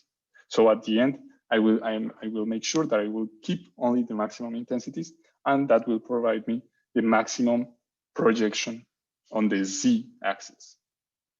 So here, the next step would be, so again, I'm going back to the original 3 steps. Here, I did the maximum Z projection. And then the next step was to display the results. Okay, so the third step is actually just getting the result sequence and displaying it to the user. So for that, I'm using the add sequence method using the result sequence reference. And well, this is the example, but I will do it manually on IC. But first, I'm going to show you the full solution. So again, I first got my input sequence reference. I get it from the user, so get active sequence. I check if it's not null. If it's null, I stop. If not, I will continue with the 3 steps. Then I have the first step, so create result sequence, my reference, and I take that reference and go through every single frame. So for every frame, I'm adding the result sequence. And once I created all the images, I finished the update on that sequence. And then I started using the cursors. So the sequence cursor for the input image and the result cursor for the resulting image. Then I went to every single frame of the image, computing the frame. That method actually takes every single channel and every single slice of the image, and it takes the maximum intensities of each pixel at that position. So the maximum projection. And for that, I go through every single pixel of that plane, keeping the maximum intensity. So I use the result cursor and the sequence cursor to get the intensities. And I set the result cursor at that position as the maximum of this comparison, okay? And at the end, of course, I will just show the sequence as a result. So I'm going to execute that on a specific image. So I will use, in this case, the 3D stack image that I have here. It's actually a 3D image with multiple particles that you see. So I'm moving the stack, sorry, the Z axis to show you the different slices that we have. So if I compute the maximum projection, I should keep the maximum intensities at every pixel of the image. So I'm going to go to the maximum Z projection, and you'll see that it takes some time to compute the projection, but at the end, I will have a single 2D image, because this image only has one frame. And what it did is go through every single slice of this frame, and it kept only the maximum intensities. So this is what you get, right? Just the maximum intensities at every position of the image.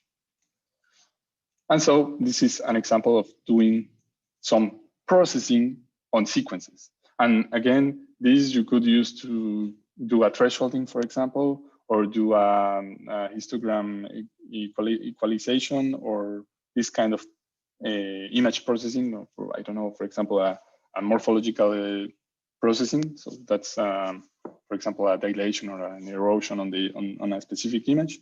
You can do this using sequences, and I just showed you how to do that. Okay, so as an exercise, I propose you to do the same thing that I did. So the Z projection, but instead of using the Z axis, we would actually go through the T axis instead of the Z. So for this, I think we're going to stop for some minutes. I'm going to give you some time to think about this exercise, and then we will discuss it together, and I will show you a solution, because there are many ways of doing it, but I will show you a solution to this exercise, okay? So I'll give you some minutes to think about it and to maybe come up with a specific solution if you have the time, and then we can discuss about it. So again, at this point, if you have questions about what I just presented, please do not hesitate to ask, and we will go through those doubts. So I think we can give some, I don't know, maybe 10 minutes. Yeah, indeed. You can use this time to ask any question regarding the presentation until that point, and of course to do the small exercise. So we have about 10 minutes until 11 for us, not the time for you, but so if you have any question, don't hesitate. It's a moment to ask as well.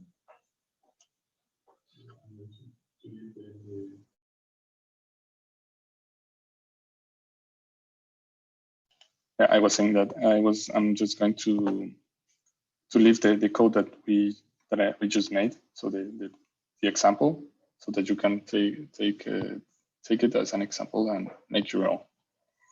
So I'm just going to make it a little bit smaller because it doesn't fit. Sorry, font. There you go. So, get a bit smaller. So I hope it's not that small, but it will allow you to see more of the actual code.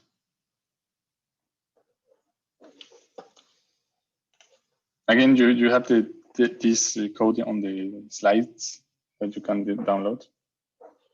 So you can recover the code. And as well, on the slides, you have these links on the bottom where you have the full code of the presentation. So don't worry, you can recover this code later.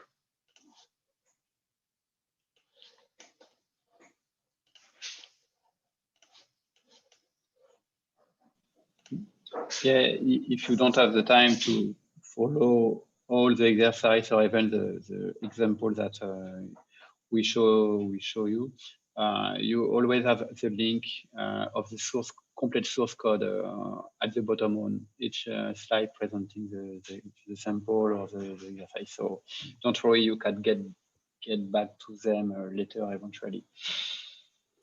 Sorry, I have a short question, if I may. Yeah, sure.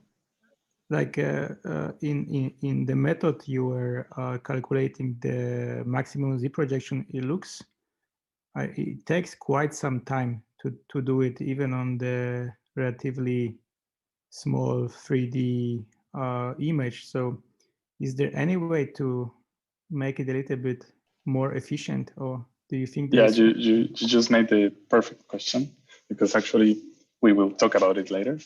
Yes, it was, as you saw it, it was a little bit slow, and that's because we sent the processing through the graphical interface.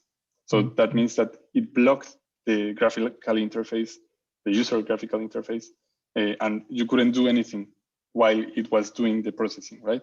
So there is a method so that we can skip that and let the processing on the background so that it will do it by itself. And it will allow you to continue on your user interface without blocking the user. Okay. So again, this processing is, again, it can take time because it's doing 5 dimensions here. So it's going through every single frame, every single slice of the image, and every single channel, and every single position of the 2D images. But once it's done, it will provide you the result. Okay. So yes, we are going to talk about this later when we work with the graphical interfaces. Thank you. Yeah. If you were specifically talking about the algorithm itself, which can be faster to process, there is a way to be faster using directly the reference on the array, but normally it makes the code a bit more complex, as Daniel already showed before. It's why we go through the cursor method, because it's not much slower and it makes the code much simpler to read. So so it's a kind of drawback of having more readable code or faster code, depending what you... Yeah, it's a trade-off. Actually, it's you're trading readability with performance at some point. But again, if you compare the performance of doing it the fastest way and doing it with cursors, it's actually negligible as a difference of performance. So you can actually, I would recommend to keep the readability, because when you have when your project grows, you need to keep in mind what you did before. And if you start doing this high performance, super high performance code that is not readable, you would rapidly, very, very quickly get lost on your code, and then you won't remember what you were doing. So that's why I always recommend to keep your code as readable as possible and even documented. So here, as you see on the screen, for example, I made comments, but this is not the actual proper way to do it. You would actually comment your method. So for example, here I would do something like this method, this method computes or fills the result sequence with as many frames as the input sequence, and with the with the same width and height of the input sequence. Yes, I understand. Yeah, it's better to keep it readable. So it's just my recommendation. But yes, there are sometimes, for example, that you need to use the GPU, for example, because you're doing something really, really expensive in processing, and there are libraries to that. So yes, there are ways to go faster. And in terms of using the plugins from IC in the Fiji environment, how to do it the best way? Or is it, I mean, it is possible, but how to kind of navigate from IC to Fiji? as the data model is not the same internally,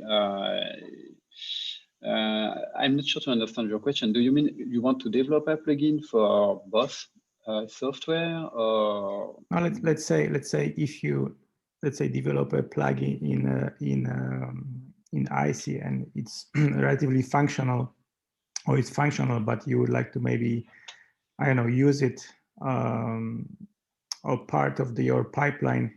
You would like to maybe start your pipeline in IC and then do some additional processing in Fiji. How you can go?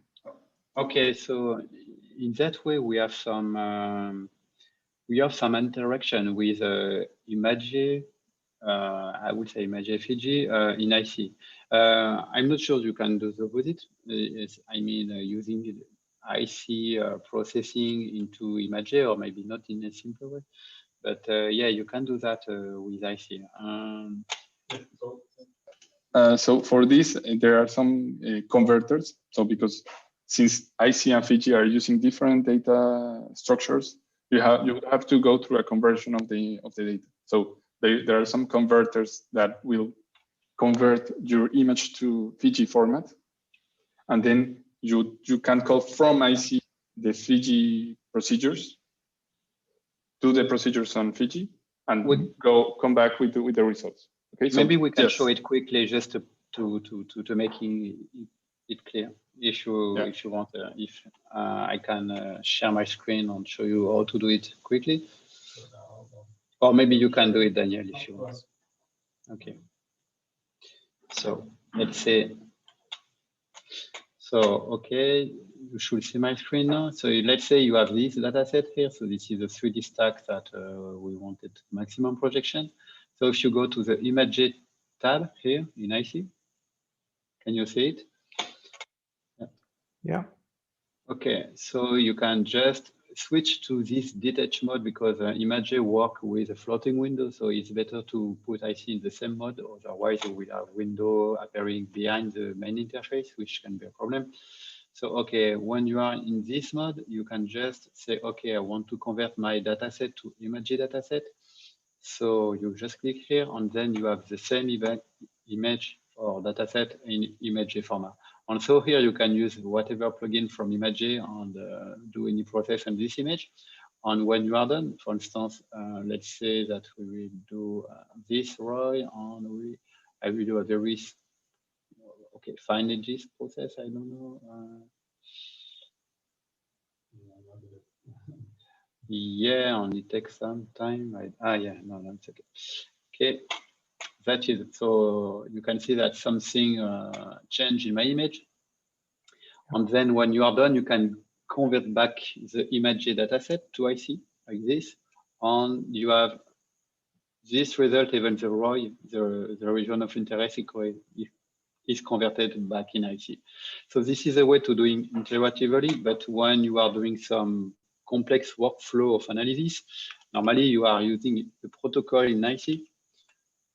So I will do it very quickly because this is not very thing that we wanted to present, but still when you are doing some kind of protocol, I will just try to do an example of protocol if I can. Okay, online protocol. Just let's say we take this.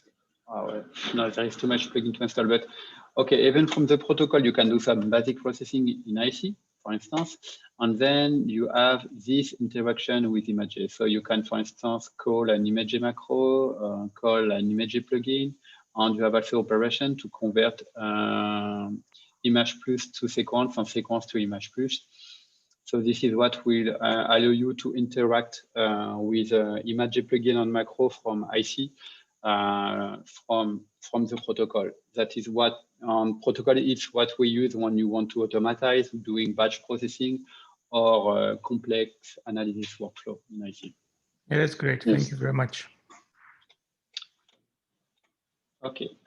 So I guess. So I will go through the solution that we, from the exercise.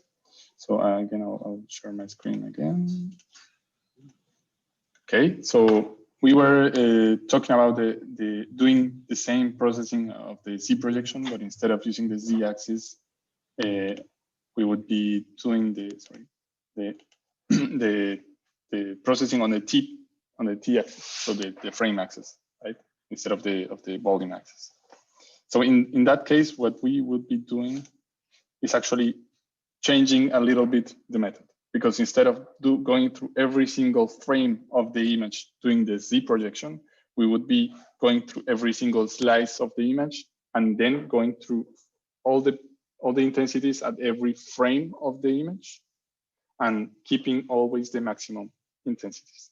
So for that, I have this the solution. So instead of going through to create the result sequence, instead of going through every single time point of the sequence, we would go through every slice of the sequence to create a slice for the result. And then each slice will get the maximum of each frame, okay? And then to go through the image, I would, instead of going through every single time point of the sequence, I would go to every slice of the sequence, and I would compute the maximum projection on the frame, on the time axis. So for each slice, I would go for each channel and each time point, and I would compute the maximum projection for the time axis. So instead of the Z axis. And for that, I would check every XY of each frame. So each frame.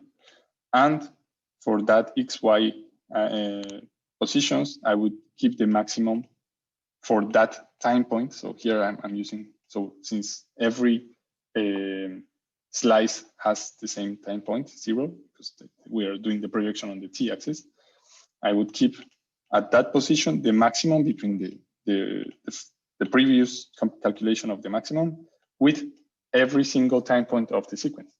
So it's almost the same code, just that instead of doing it on the Z axis, I'm doing it on the T axis. Okay. Someone is trying to speak, but I don't hear. I think it's Antonio, but I don't hear anything. Yep. Maybe ask on the chat. Yes, because it was making some noise. We cannot hear you. Sorry. But okay. So for this, I will show you on IC actually. So again, as you pointed out before, there will be a lag on the user interface because it's doing the processing, and once the processing is done, it will come back to the user interface. But this time I won't use that image, but I will use the particle tracking example, which is actually a video, if you want, with multiple frames. And at each frame, I have these particles that are moving around, okay? So yes, we have the chat, I think. Yes, exactly, that's what we are doing. Thank you for pointing that out. So instead of doing the volume that we were doing on the other example, the Z axis, we are going this time through the T axis, so the time axis. And here is actually a movie, and this movie is showing us some particles that are migrating from this part of the image to this part. And if I compute the maximum T projection, which is the plugin that I just showed you, it will go, so you see that the graphical interface was stuck for a while and then it came back. And that's because we were working on the thread, the graphical interface thread. And we will see that on a second. But this is the result of doing this projection, the T projection on the sequence, because it is actually taking at every frame the maximum intensity for all the frames. Okay, at every single pixel, it's going through every single frame and taking just the maximum intensity. So that's why we have this blurry line here that is actually showing us the trajectory of this particle here that is moving around on the film. Okay, So that's how you would do this maximum T projection. Oh, yes. So with that, I just did another example of how to work with sequences. So please keep in mind that when you're working with sequences, it can be really complex to think about problems because you're working in 5 dimensions, but you can easily cut those problems into smaller bites of problems, and it can allow you to actually get to the solution that you want, cutting it by small chunks of problems, okay, or code. So here, again, as in the image section, we have some utilities that can allow you to, can help you to go faster on your processing. So here you can copy sequences, you can add a slice on a sequence at a specific position. You can convert, so change the axis of the image from Z stack to time lapse, or the inverse. So going from a time lapse to a Z stack. And you can also remove a frame from a time lapse, or get a subsequence. So if it's a volume, you would get a cube, a smaller cube of the volume at a specific cube that you provide here. So here you declare a new rectangle, a 5-dimensional rectangle, which is weird as a name, but it's actually a rectangle expressed in time and volume. And you would provide the size that you want to recover from that original sequence, okay? And it will give you a result here. So with that, we just did all the processing or an example of processing on sequences. Now, as a good practice, as I think it was Jacob who pointed out the problem of the user interface, you shouldn't do this directly on the run method. Because when you do this, so this is the example, when you do this, you will block the graphical user interface. Okay, so instead of doing this that you're looking at, I'm running the plugin, but I'm sleeping for 10 seconds. So I'm blocking this thread for 10 seconds. Instead of doing that, I should do it in background. So IC provides you this thread util class that allows you to create a new task that will be run in background. And this background will not block the graphical interface, but it will continue doing the processing that you want. So in the first example here, you were blocking the graphical interface for 10 seconds. So this is the sleep method. And you wouldn't be able to do anything during those 10 seconds because the graphical interface would be blocked, okay?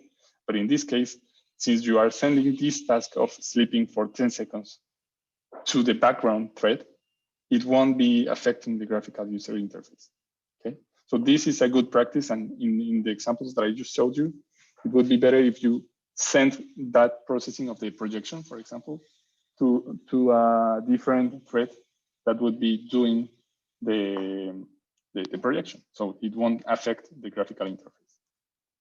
And with that, I think that we can make a quick pause. I think it's been like an hour and 15 minutes, more than an hour and 15 minutes. So I think we can make a quick pause of 10 minutes, maybe, and maybe grab a cup of coffee or something like that. And we come back in some few minutes to continue with this tutorial. Yeah, take a break because there is a big piece to see with the region of interest or overlay. So it's important to take some time and have a small break of 10 or even 15 minutes. Yeah. If everyone is ready, I think we can continue with the second part. Okay, so we'll share my screen. There we go. So now we will discuss about the region of interest. So in IC, region of interest is a very important aspect, because this is how you can provide input to your plugin for a region that you want to analyze, for instance, you want to process. But this is also the way to provide the results. So when, for instance, you as here, we want to detect some spot inside a cell. So we are providing an input ROI to define the region we want to process. And then the plugin will try to detect spot inside this region, and it will provide itself new region of interest representing the different spots. So it's very important to understand how you can manipulate them, create them, and so on. Quickly, for those which don't know too much IC, this is the region of interest menu in IC. So you can see that you have 2-dimension region of interest, 3-dimension region of interest, and you have directly from the application some tool to do some conversion. For instance, you can convert to 3D. If you have a 2D region of interest and you want to extrude it in 3D, you can do it from this menu. You can convert to mask. So the mask is basically a Boolean mask region of interest. So it works by pixel. So this is corresponding to this area region of interest, where you have also the shape conversion, meaning it will convert basically to a polygon. So polygon are defined by a point coordinate which are linked together to specify a region. So almost time when you develop a plugin, it's easier to work with a Boolean mask type of region of interest. So this is the one that we will use mainly, but it's important to know that you can do conversion if you need to, because the mask Boolean region of interest is much heavier in terms of space. So if you want to export it to external tool or whatever, sometimes you want to convert to shape. So you have a polygon with just some coordinates, which is much lighter. And so you have some tool to separate the region of interest, to do morphological operation on it, and Boolean operation. So all these operations are directly available in IC. So when you want to use the region of interest, you can directly use this function. You don't have to re-implement them. Okay. Yes, these regions of interest are very useful when you're trying, for example, to annotate the images, maybe by hand, but you can also develop your plugins to annotate automatically. So, for example, if you want to detect some type of texture or structure on your image, you can create your own plugin that will detect those areas and provide regions of interest as a result that will be those detections. So that's a case where you will be interested in using regions of interest. So here we have an example with this image. So you can see that we have, I've put the opacity of the region of interest so we can see them clearly. So in blue, we have the cell, the nucleus, and in red, we have the spot. So you can see that we have 4 nucleus represented by region of interest on the many spot. And here in the ROI table that we have directly in the application, you can see all this region of interest with various information here. So this is the quantitative information that you want to extract generally from your analysis. Okay, so here we just displayed the area, for instance, and the mean intensity for each channel, but you have to know that you can select much more measure from this small button, and you can even expand the list of measure if you want through the plugin. We will discuss about this later. But okay, if I go into IC, maybe I can show you a quick example just about this table, famous table. So you can see here, you go to here we have the sequence tab, which provide information about your image. And here we have the ROI, so the region of interest type, which display all the region of interest over your image. So if you create manual region of interest, like this, okay, I create a lot of them. You can see them appearing here. And so you can directly manipulate and see some information from here. And I told you, if you click on this icon, you can see here the complete list of measures that you can have. So by default, we don't display much because we don't have a lot of space to display the information, but you can select the ones that you want here. And here we have the same, but for the Excel export. So when you are exporting all the table to an Excel file, by default, we're exporting all the measures because we don't care. It's in a file, so we can export everything.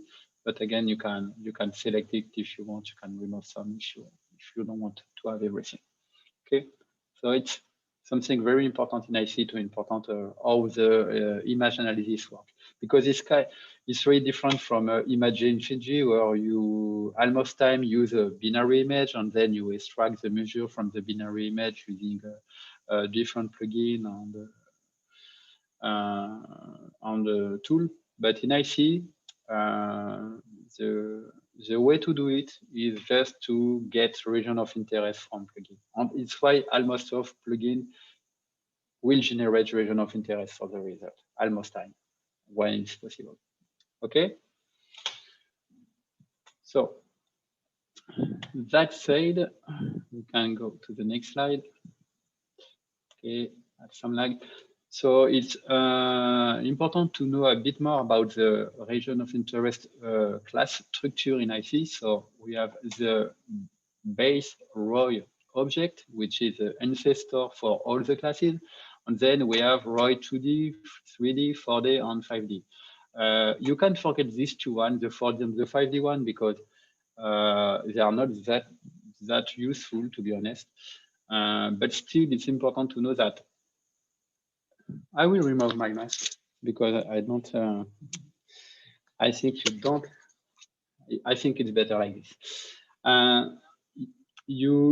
We don't really need this 4D and 5D region of interest, but it's just because we wanted to preserve the 5-dimension information that we have from the dataset. So it's why we organize the region of interest like this.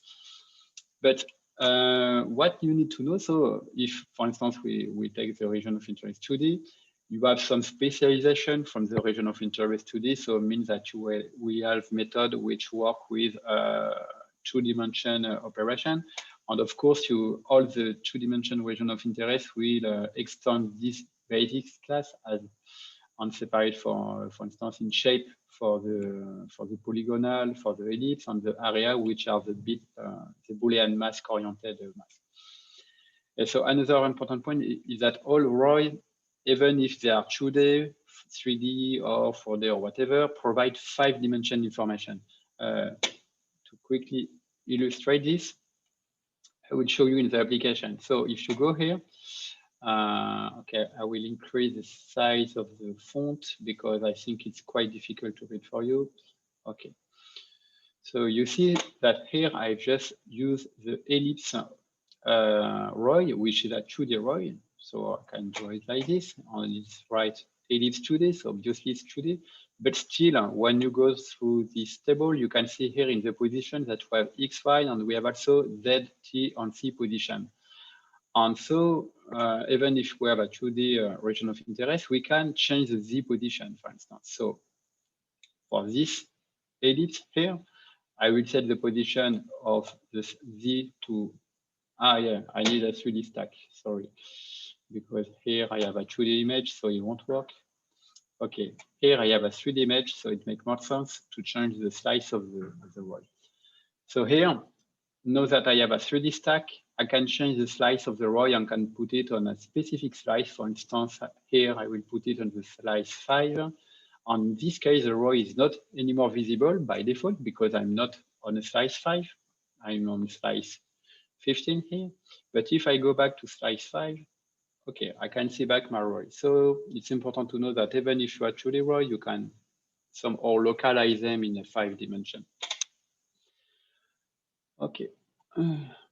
So basic method about ROI, on the one which matters probably the most, is the famous contain method. So if you want to know that a region of interest contain a specific pixel.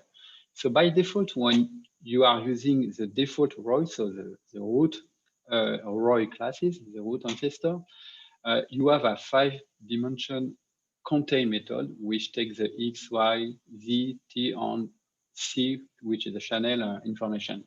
But if you are using a specific two-dimensional ROI, so you know that you are dealing with 2D ROI, you have access to this new method, which is contain, but only takes X and Y parameter, because you don't really care probably of the Z, T, and C information. When you deal on 2D image, you don't want to provide these parameters, which are useless for you. So it's why you have specific specialized method depending the type of the ROI. So then from the sequence, when you have an image, you can attach ROI to this image, and the way to retrieve it from the code is just using the sequence sorry, dot get ROI 2D ROI. So when you use this method get ROI 2D, you will only obtain the 2D ROI from the sequence. You have also another method which is just called get ROI. In this case, it will return all the ROI, and here the list will be a list of ROI and not anymore a list of ROI 2D. You can also ask for the selected ROI. For instance, if you want to only apply some operation of selected ROI, so the selected ROI is the one which are displaying like this. You can select several roles at the same time.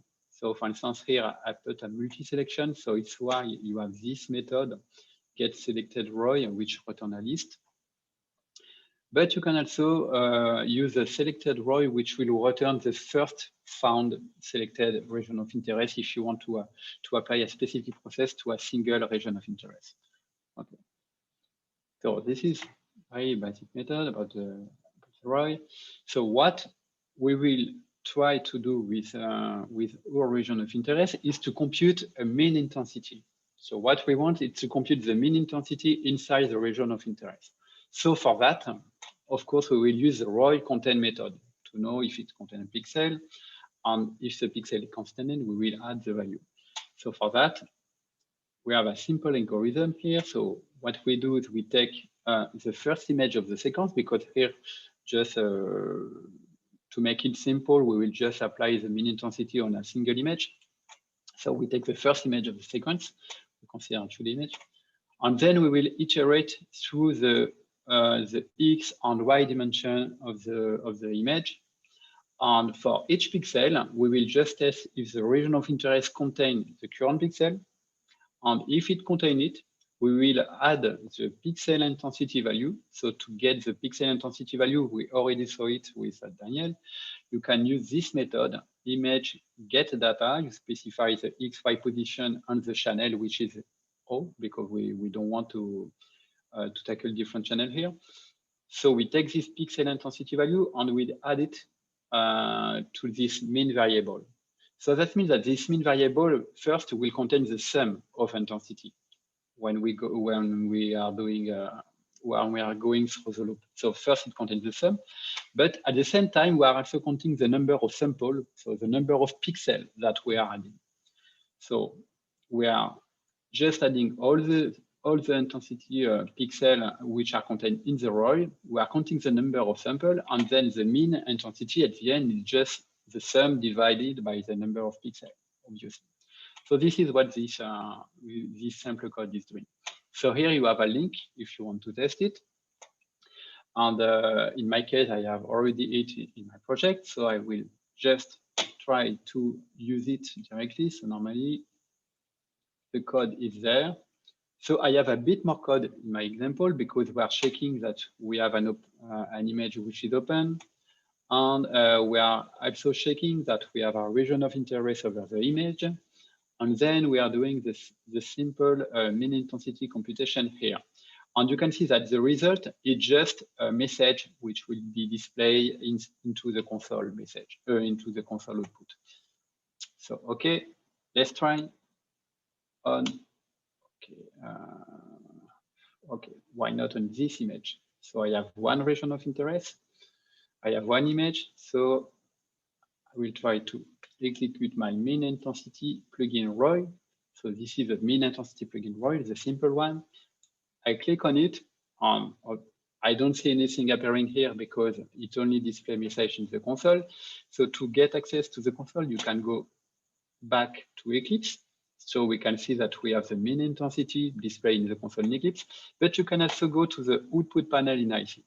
The output panel in IC, it's a console where you can display some message. So we can see that we have the mean intensity appearing there. Okay. So that was the simple method to do it. So I think it's quite clear for everyone. The problem using this method is that the raw content method can be a bit slow because it depends from the complexity of a region of interest. So it's why we are explaining here. It can be slow in large image if you have many pixels to test for the content method, and if your region of interest is a polygon, for instance, you will take more time to compute the content. So what we can do for that is just use the Boolean mask 2D object for a fast content method. How we can do that? In fact, we can just retrieve this Boolean mask 2D object from the ROI. For that, you just get have this method, the get Boolean mask. Here you have a parameter to tell if you want the edge pixel inside the Boolean mask. Just to illustrate it quickly, if I zoom in on my image, you can see that here the pixel are square and I have some partially intersected pixel on the edge. If you set the parameter to true, all the partially intersected pixel will also be included in the mask. Otherwise it won't. So when you set it to false, this pixel, for instance, is not into the Boolean mask. If you set it to true, it will be included. Okay. So I retrieve my Boolean mask. Then I just use this mask to do the content checking. As this is a Boolean mask, it's basically a big array of Boolean information. So it's very, very fast to just check a specific position. So when you need, when you want to compute a big image in general, and when you want fast processing, it's always better to directly pass through this object. Okay. So I have, again, the small example that I can launch, but we won't see any difference because our images are not so big. So even using the ROI, it will be fast. But if we add a bigger image, it will be faster through this method. You can see that we have a small difference in the mean intensity. It's just because here we taken the edge pixel. When you are using the ROI by default, it won't necessarily take the edge pixel. So the difference that we can see here comes from this, and because the image is quite noisy as well. Okay, another method, which is not necessarily the fastest one, but it's still fast because internally it uses the Boolean mask, but it's much simpler to use in terms of code. So here, what we will use is a data iterator. When you want to iterate over an image along with a region of interest, you can use this sequence data iterator classes, where you specify the input sequence on the region of interest that you want to retrieve a pixel value from. And then you can just iterate over it. So if you know a bit about the iterator, you know that you have a kind of done method to know if you have iterate over all the value. And here, what we do is just that we have a loop that checking that we still have some pixel to process. If it's the case, we just get the current pixel intensity value, we add it to the main variable, then we pass to the next pixel, and then we go, we add a new sample. So doing this, you can see that the code is much smaller and much easier to deal with. Yes, yeah. I just wanted to add just a comment here, because as you saw before that I showed you the sequence cursors that we saw in the first part, this is almost the same. But the difference is that on the sequence cursor, you have the liberty to choose how you go through the pixels, right? So you just say, I want to go to the 0, 0, then to the, I don't know, 10, 20. So it's not in order. When you're using sequence iterators, the iterator is imposing you that order. And in this case, for example, we were going through a region of interest. So it will go through every single row and column in order on that specific region of interest. So here you would have the region of interest, and provided that region of interest, it will traverse that region of interest on the image. So it's almost the same, but it's the sequence iterator, the sequence data iterator allows you to go through regions of interest, and the cursor, the sequence cursor, is allowing you to move as you want. So it's just the liberty of choosing which way you want to go through your images. Okay. Yeah, exactly. Yeah.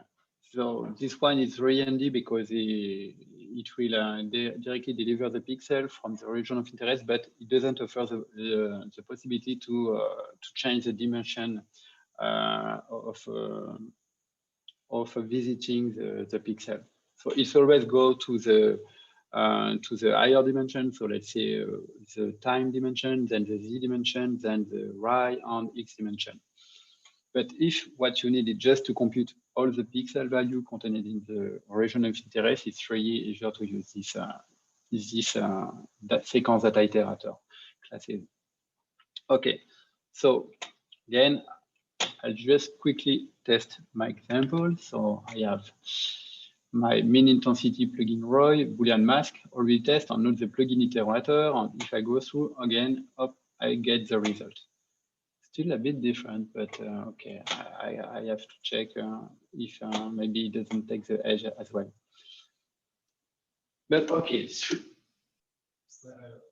I was just saying that I was gonna say that the difference is just the border. I mean, in the integrated descriptor, it's just going through all the pixels, but the one that you're showing here is ignoring those pixels on the border. So the mean is different, but it depends on your on the application you're doing, if you want to take into account the border or not.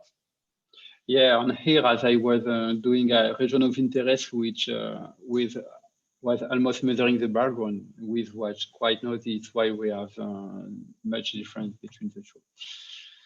Okay, so let's continue to the next part. So now that we saw how to use a region of interest as input to know if we are inside the region of interest to process a specific part, what we want to do now is to create our region of interest as a result of a threshold, for instance. So let's see how to do that.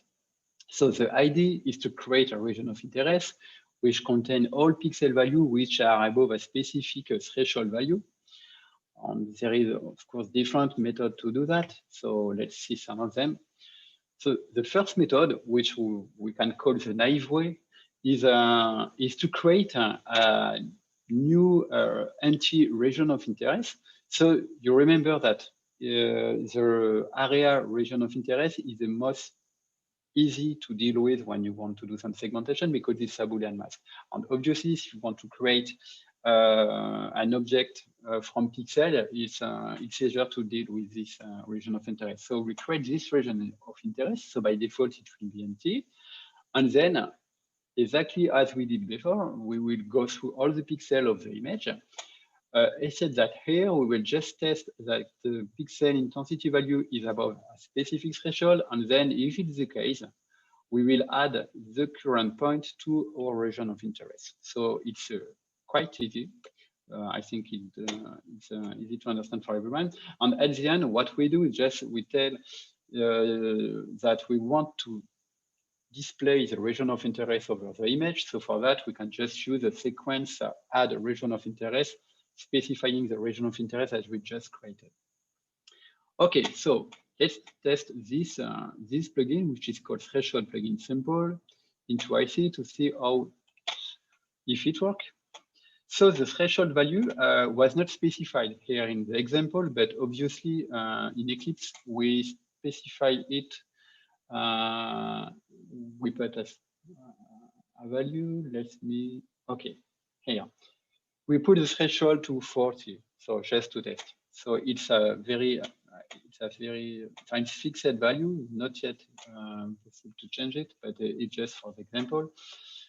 So I will take another image because if I use this one, it won't work as it's a 16-bit image and I have all my pixel value above 40. So I will use this image, which I know works better. It's a 8-bit image, but this image is somehow ugly. So I will first repair it using my median filter. In fact, this was the purpose of this image. It's just to show what a median filter does. That's why it's fixed using it.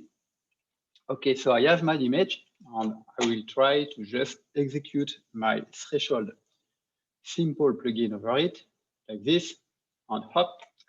That is what we obtain. You can see we have a green mask appearing, which is our region of interest. So it's important to understand that you can move the region of interest and you see that we have this bounding box here, but this is just the bounding box. And what is defined by the region of interest itself is the green part, the green pixel here. This is the mask, okay? So we can see that we obtain what we wanted, and we have this region of interest which has been generated.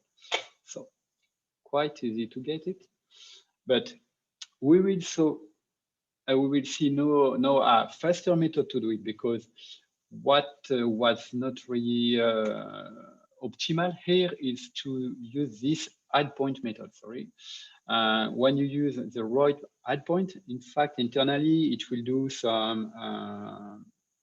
It will eventually adjust the size of the Boolean mask, and if you do it a lot of times, if you need to resize a lot of times the Boolean mask size, it can take a bit of time. So again, we have a faster method of processing this region of interest, but a bit more complicated. So the idea is that we will directly retrieve all the pixel intensity value of our image as an array, as a double array, in fact. We convert it to a double array, so we don't have to take care about the underlying pixel data type. So even if we have 8-byte or 16-byte or 32-byte pixel data type, having it in double will preserve the value. So it's why we are converting the pixel value as a double array. So here you can see it. It's not really easy to understand, but Daniel already showed the same example. So the idea is just to use this array one-day util classes to convert any array to a double array. So it will take, it can take any byte array, int array, short array, float array, and it will convert it to a double array. So it's very handy. And for that, it needs to know if the data type is signed or not. So it's why we also provide this this information here. So here we have all the intensity value of this 2D image as a single array. And what we do with this is that we will create a Boolean array, which I'll call mask, with the same size as the double array. So it means that we will have a corresponding Boolean array corresponding to all the pixels that to the pixel array. They have the same size. So the idea will be to fill this Boolean mask with true if the pixel at a specific position is above the threshold, and false if it's below. So for that, we can just do this small loop here, which will navigate through the double array, and we set the mask at the same position depending the result of this comparison. So here what we do is basically we compare the pixel intensity value to the threshold, and if the pixel intensity value is above or equal to the threshold, then the mask will take the value true. Otherwise, it will take the value false. Okay, so when we have this Boolean array, we can create a new Boolean mask 2D object. So you remember, this is the one we were using for the fast contained in the region of interest. So for that, we need to specify the 2D Boolean box, which represents this Boolean mask 2D, because when we have the Boolean array here, we have just a one dimension array. So we don't have the information about the 2D size of the image. So for that, we can use the sequence get bound 2D to retrieve this X and Y dimension. And then we can create our Boolean mask 2D object from this. And from this Boolean mask 2D object, you can create your region of interest, just using it as an input parameter.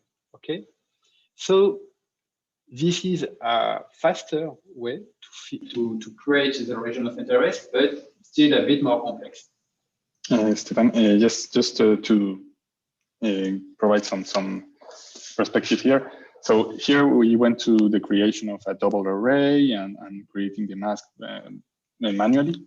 But another way to do it, maybe more comprehensible, would be to create the Boolean mask as a 2D array instead of a 1D array, or maybe just 1D array, but keeping in mind the size of each row, and then from there you could provide the position of the mask at every position of the image, right? So instead of doing this double array that Stéphane was showing, we would just keep the size of the image, and it would be easier to compute. But you may have a 2-dimension array.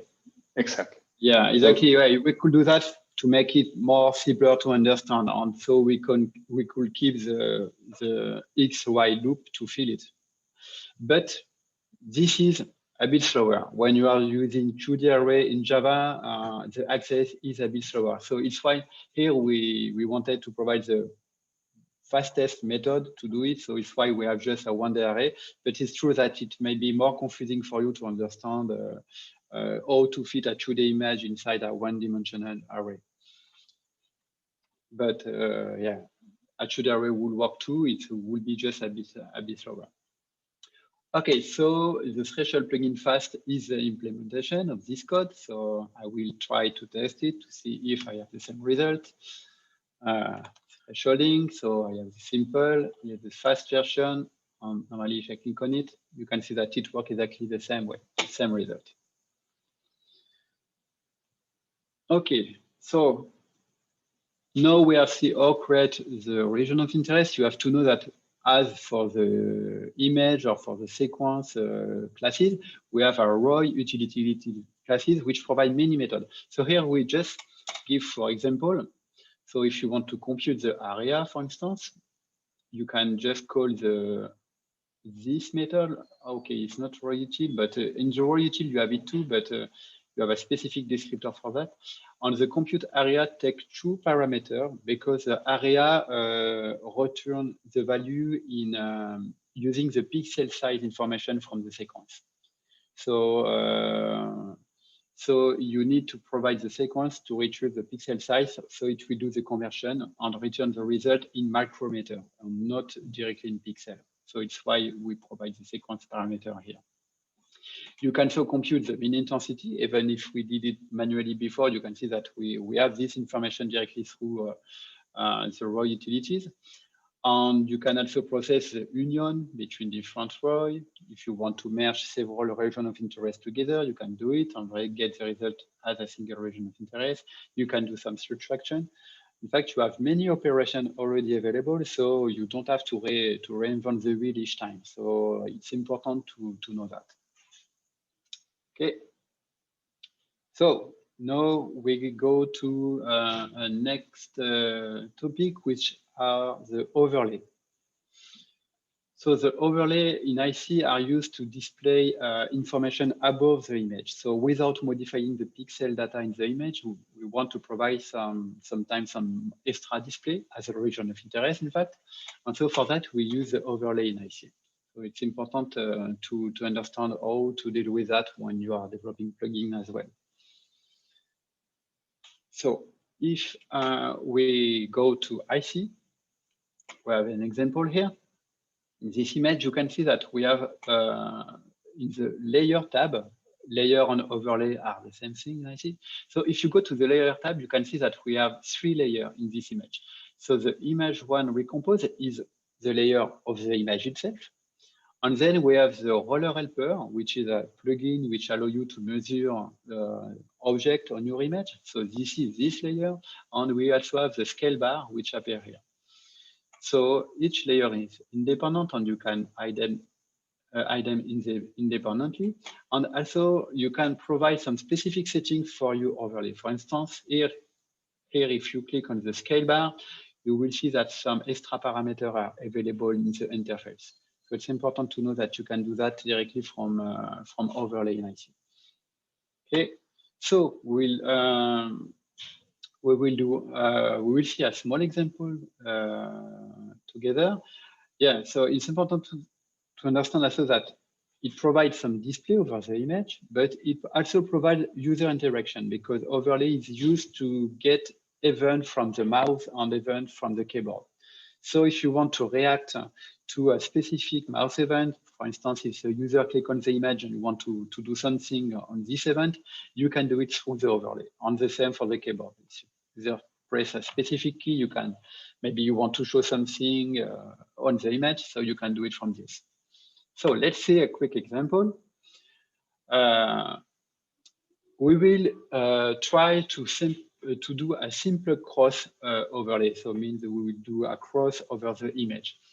So for that, we create a new class, which is called simple cross overlay, and which extends the overlay class, which is a base class that you need to do an overlay. So in the constructor, you just provide the name of your overlay. So this is the name that will appear here when the name of the layer here. So it's important to name it correctly so user know what is this layer about. And then here we have this paint method which allows to define the display of your overlay. So paint method is something really attached to the Java graphical API itself.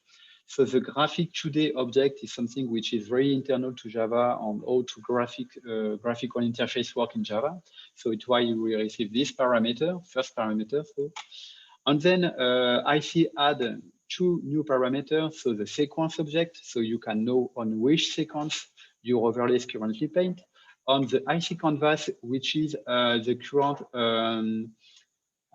rendering mode used to display your image. So this is the canvas refer to this combo box here. So here I have, as I have a development version of IC, I have only the 2D representation, so the 2D canvas. But when you install IC, you will see that you have many other canvas available, many rendering modes. So you have the 3D VTK rendering mode, and you have the channel montage. So all these are different canvas. So it's important to have access to this because depending the canvas, the kind of canvas, your overlay won't be displayed the same way. For instance, you cannot draw a 2D overlay inside a 3D canvas. So it's important to have access to this object to know that, to display differently depending the canvas you have. Okay. So what we do here, we will just consider that we are using the 2D canvas. We don't consider the 3D canvas, which is something else.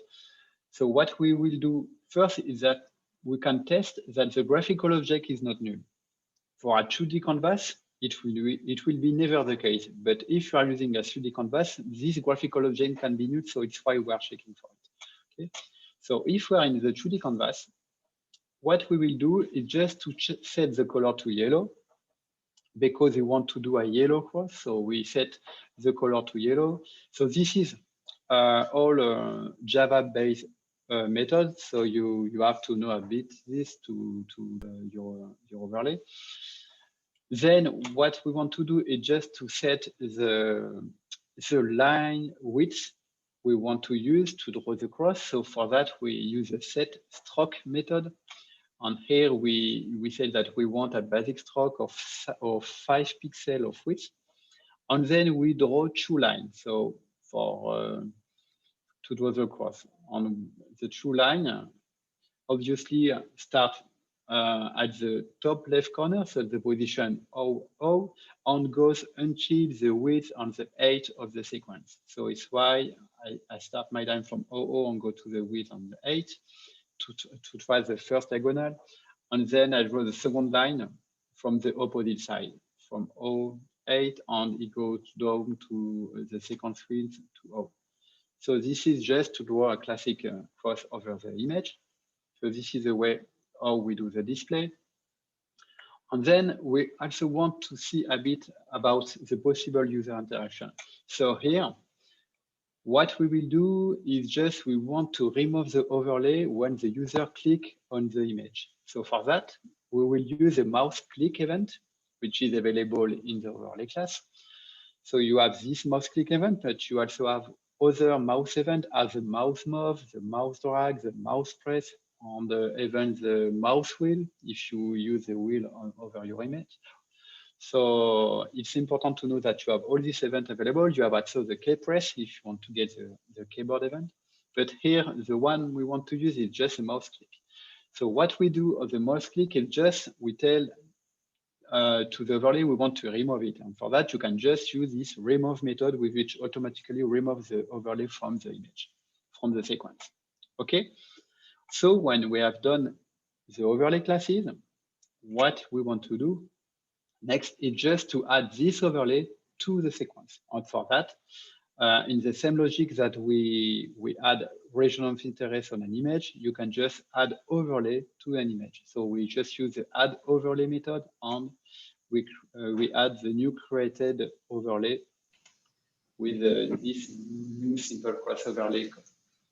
Yes, just to add to it, actually, when you're working with regions of interest, you are actually working with overlays, because a region of interest behind the curtains is also an overlay.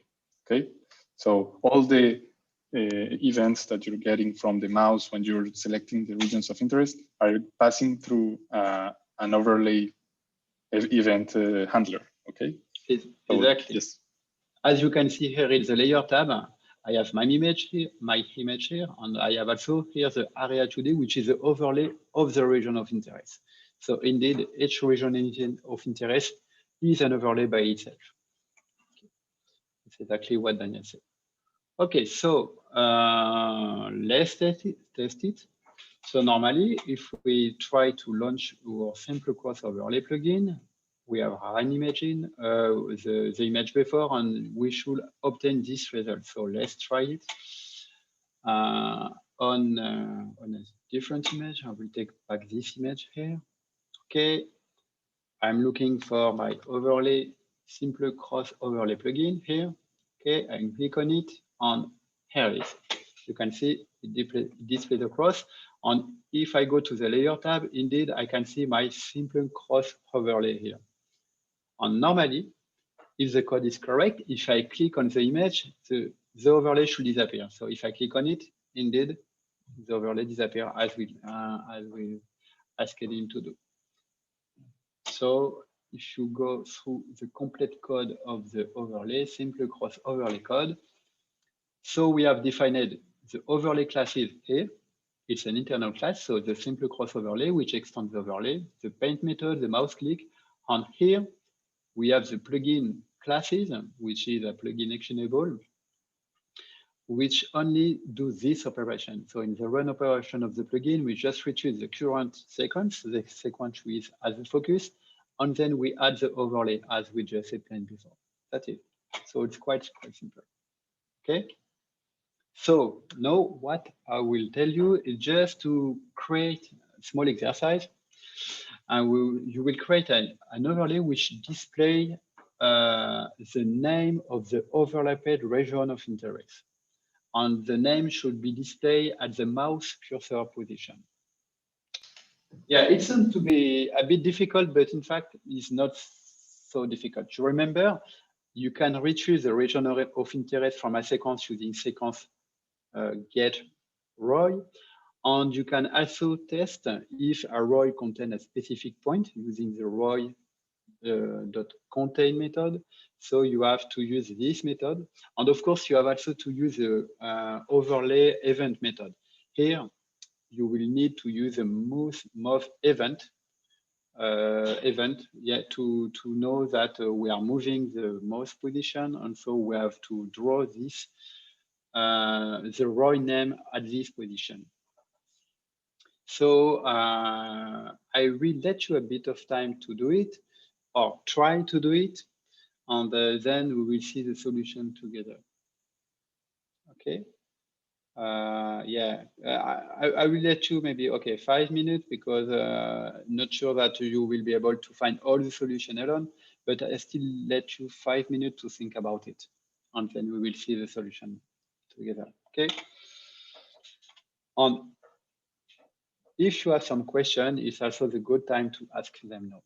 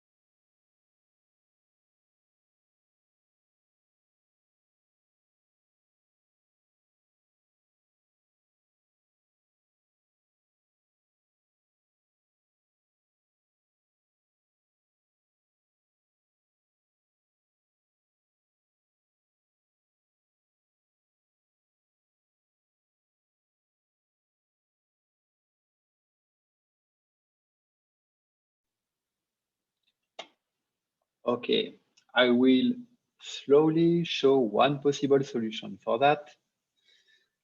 So if we want to display the ROI name over the image, on the ROI name, which the name of the ROI which is overlapped, what I will do, so I will create a new overlay, obviously, which I call ROI name display. And then I will use these two variables to store the name of the currently overlapped ROI name. So I have a variable which is called ROI name for that string. And I will also have a variable to store the mouse position, because I need to get to add this mouse position to paint or to draw the ROI name at the mouse position. Okay. So by default, I initialize this variable to null. And here in my paint method, which is used to draw the overlay, I will just change the color to white, and then I will test that the ROI name is defined. So if the ROI name is different from null, means that it's defined. In this case, I will draw string. This is the way that we draw text above the image. So I will draw the ROI name, and I will use a mouse position information to draw it. Okay. So the point today is just a way, it's just an object to store a 2D position. So we have a get X and get Y method to access to the position. Okay. So the paint method is quite easy. No more than that. Then here, what I'm doing, I'm using the mouse move event, but I'm also using the mouse drag event, even if this one is not as important. But still, when you are using dragging, when you are dragging, it means that you are pressing a button and where you are moving the mouse at the same time. You don't receive anymore this mouse move event. You only receive this one. So if you want to correctly display the ROI name at the mouse position, it's important to take care of both events. Okay. So what I'm doing on the mouse move event is just I'm calling the update ROI name using the canvas get sequence parameter. What I'm doing that is just because on the mouse event, you can see that I don't receive the sequence object, but I can get it from the canvas. So it's why I'm using the canvas get sequence. The canvas always stores the information of the sequence which is currently displayed. And here I also specify the image point parameter. The image point is just the position of the mouse over the image. So if you are zooming in the image a lot, you can directly have the mouse cursor coordinate in relative to the image. So this is what image point is for. Okay.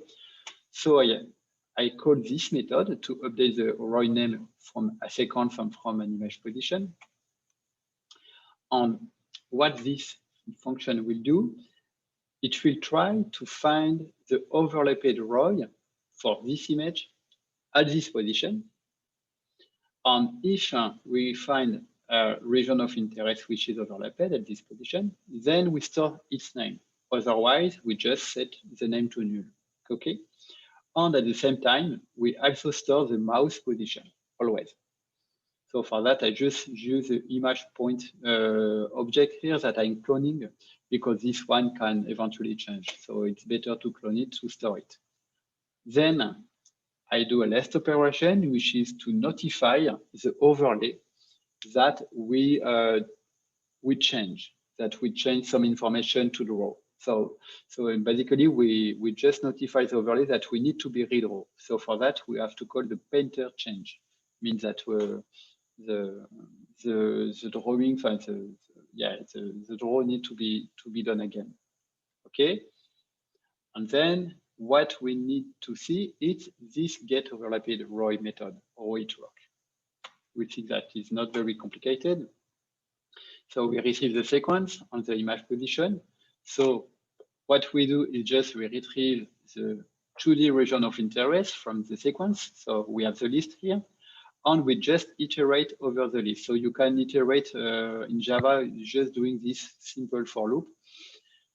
And for each region of interest, we test if it contains the image point. And if it contains this image point, we just return it.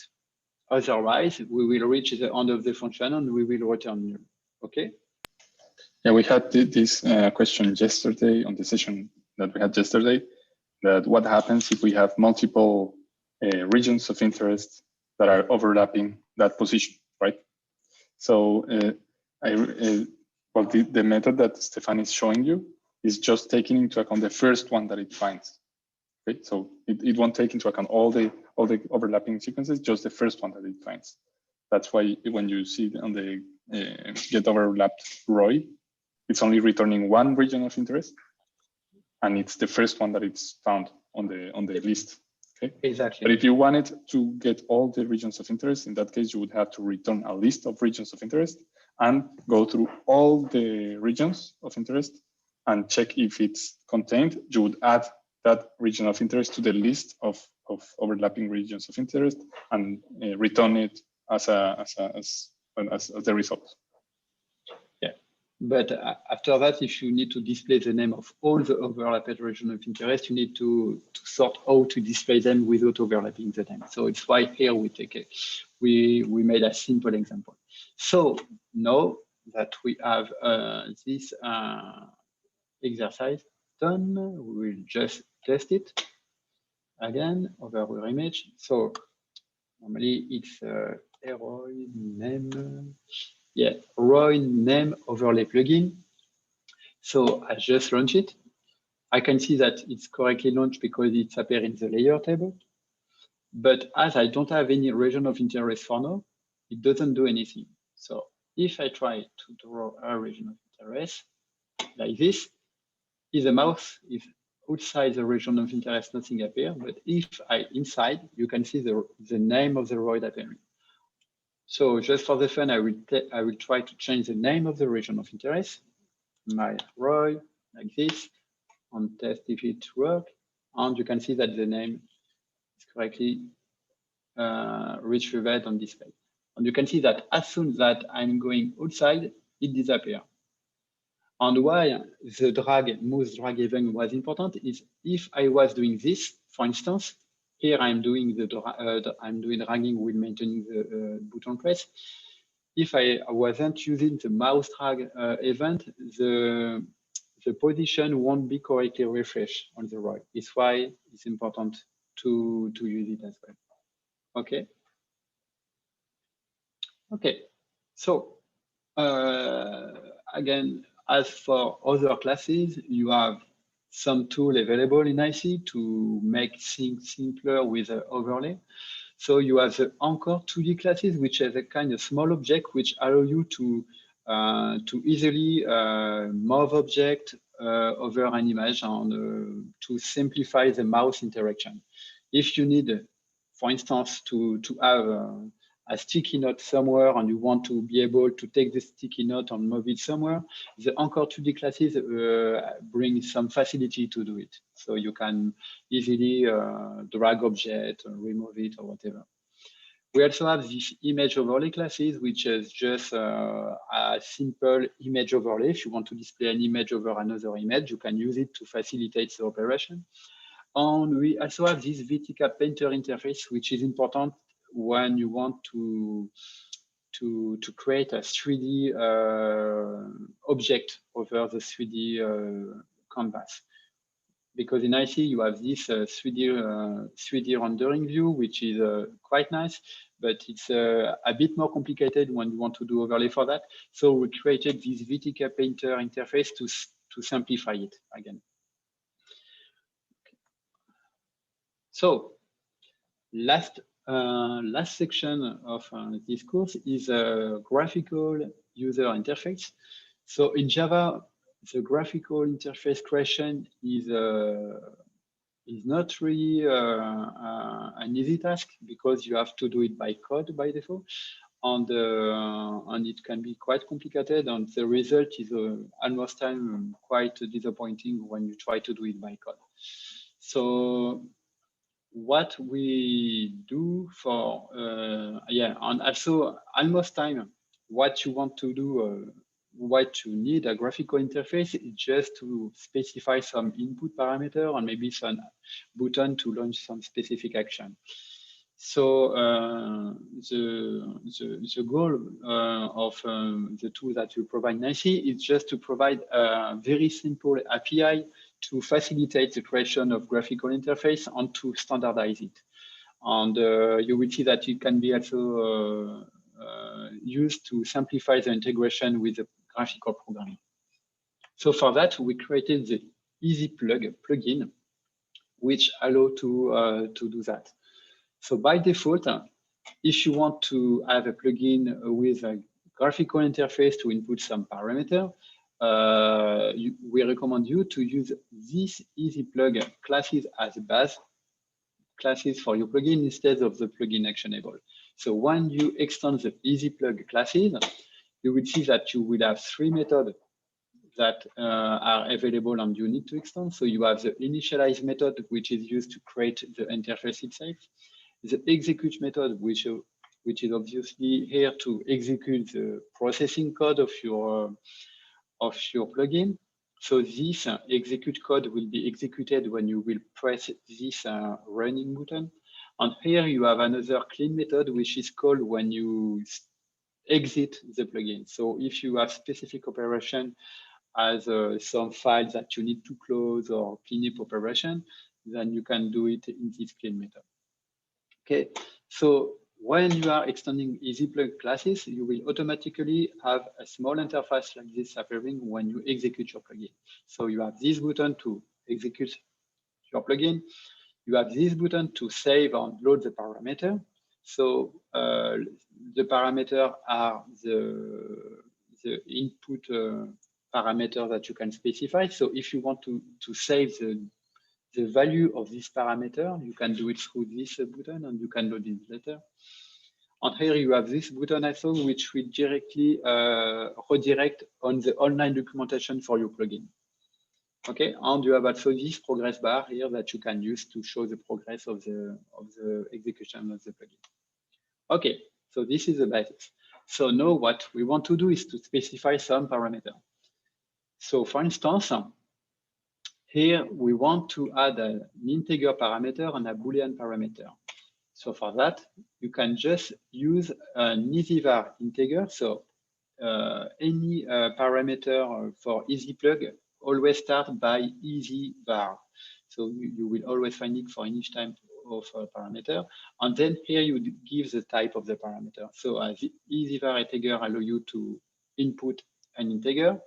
So you can specify the parameter description. So here, for instance, it's about the age, and you can specify a default value, minimum value, maximum value on the step of value change. And here we create a Boolean parameter, so an EasyVar Boolean. And again, we can specify the description. So here the Boolean is about if you let chocolate or not, and you can specify a default value. And here in the initialize method, you specify if you want to display or not this parameter. Sometimes you want to create a parameter, but it's an internal parameter that should be hidden from the user. So in this case, you won't make it visible through the initialize method. But if you want to make it visible, you just need to use the add easy component method. The order is very important because the order will define the order of appearance in the graphical interface. So here we add the Boolean parameter, and then we add the integer parameter. And as a result, you will have this automatically created for you. Okay. So we can see that we have a different kind of parameters. So here, if you want to propose a selection of choice, you can basically use enumeration from Java, and then use an EasyVar enum with enumeration that you just created to display it. Okay, donc same logic, you can give a description, you can give the value and the default value, and then you add it to make it visible.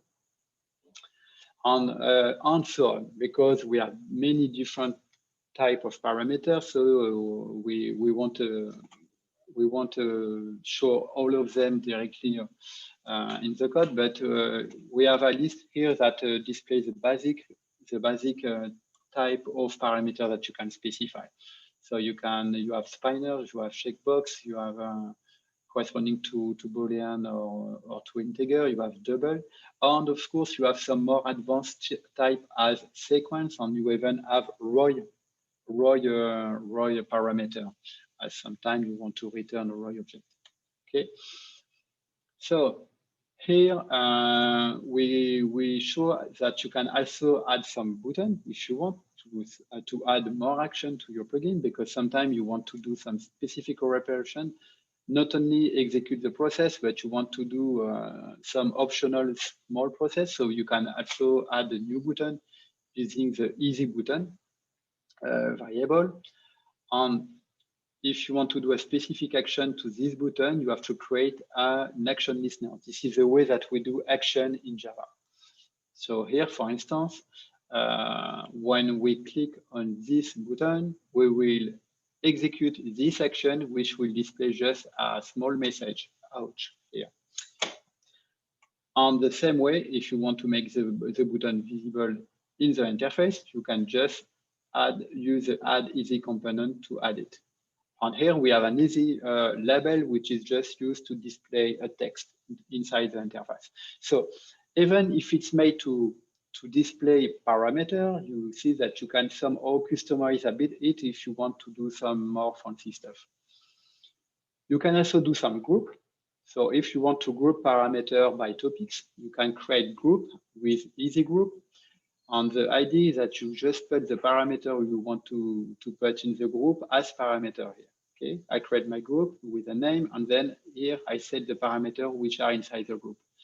And when you want to display them, so instead of adding the easy component for each internal component. You just add the group as component, and then it will display all the components inside it. Okay. Then you have some possibility to eventually to hide some component. So here, what we are doing is just that we create a visibility trigger on this checkbox.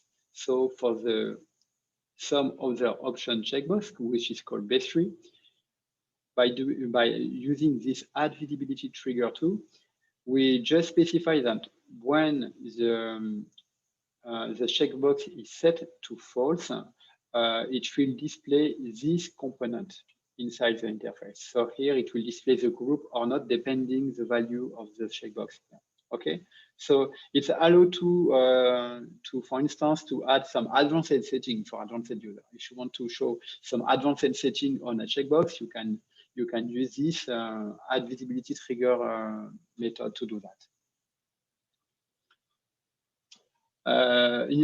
Another important thing that you need to know is that if you want your process to be interruptible, if your plugin, for instance, takes some time to more than 20 seconds to execute, for instance, you may want to interrupt it. So for that, you need to implement the easyable stoppable interface, the easy stoppable interface. And by default, when you implement this interface, it will add a new button here. And when you click on this button, by default, it will just interrupt the thread. So you can check for the current thread here to be interrupted or not. So I will just,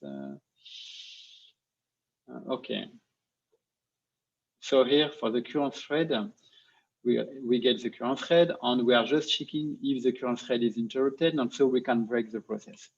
But using the easy stoppable interface, you have also access to this stop execution function, which will be called when you click on this button. So you can use your own way of interrupting the process. So here, for instance, instead of checking for the current thread interruption, we just set a flag to true, and then we just check for the flag inside the loop. So just to know that you have this stop execution function, which can help you to interrupt the process. Yeah, I would say this is really useful when you're working with, for example, with volumes, because volumes actually, since they have many slices, each slice can take some time to be processed. Or for example, if you have a time series, those sequences are usually long to be processed. So I would advise to add this kind of interaction so that the user can have control if the processing is taking too much time. Yeah, exactly.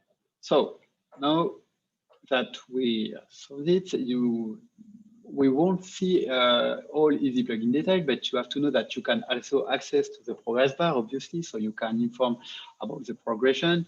You can also hide some of the main buttons if you don't need to. For instance, the save and the load parameter button, you can hide them if you want. And you can also add some classical swing component to it if you need to. And you can also use easy dialog if you want to show a dialog over your plugin to force the user to set some extra parameter at some point. And you can also extend the input parameter that you can specify. For instance, if you need a very specific input, as for instance, a color, I already did it, but okay, just to take an example, if you want to set a color as input field, you can extend the EasyVar and do the EasyVar color, which will display just a small box with a color. And when you click on it, you can pick up another color. So it's just to let you know that you can easily extend this EasyVar to make your own input. Okay, so that now we see the basics EasyPlug tools. You have to know that EasyPlug also allow you to make your plugin compatible with Block. Block is basically the graphical programming. What we show quickly is about the protocol. So if you want your plugin to be available in protocol, you need to implement this block interface. And you will see that when you are already extending EasyBlock, it's quite easy to add the implementation for the blocks.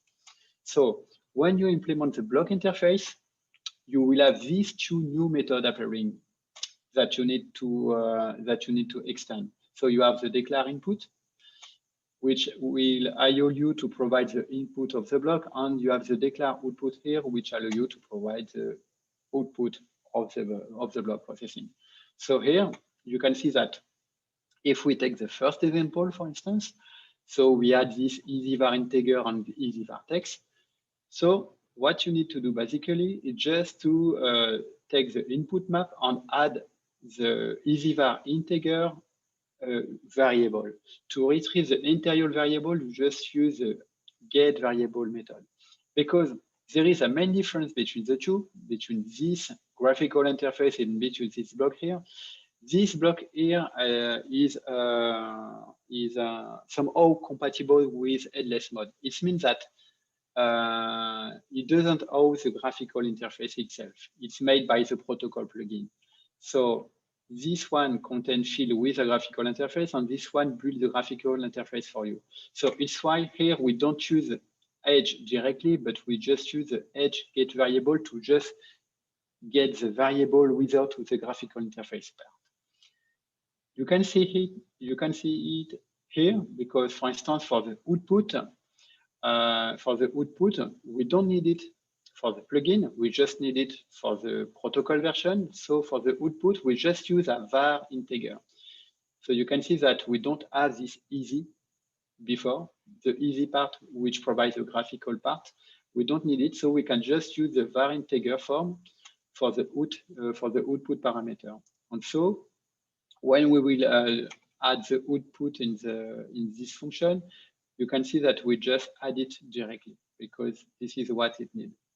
Okay, so if you have already made your plugin from EasyPlug, you can just add these two methods and just use the get variable to add the input parameter to your block.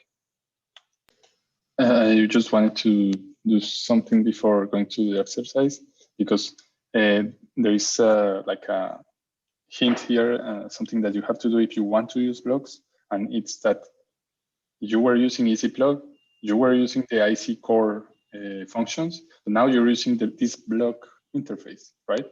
And this block doesn't come by default with your project that you just created at the beginning of this tutorial. You have to add this dependency to your project. And this is done through the POM file. If Stéphane can show it. I will show you. Yeah, exactly. Yeah, it's true that I forgot about it. But yeah, the block interface is not inside the IC core. It's made from a protocol plugin. So to add the dependency to it, if we go through the POM file that we speak just at the beginning of the course, and if we go to the dependency part of the POM file, you can see that I've added this dependency, which is the dependency for the block.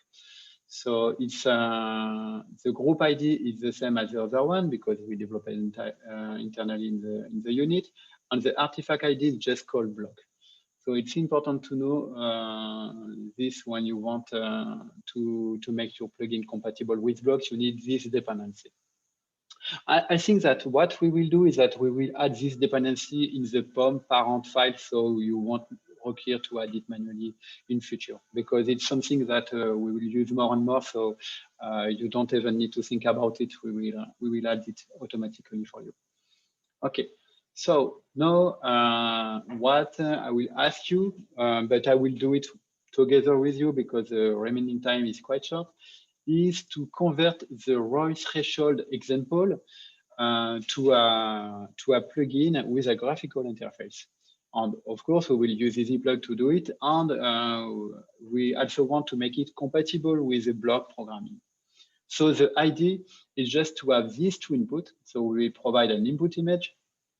And also the threshold value, which was hard-coded before, we want to provide it as an input value now. And for the output, we want to provide the ROI.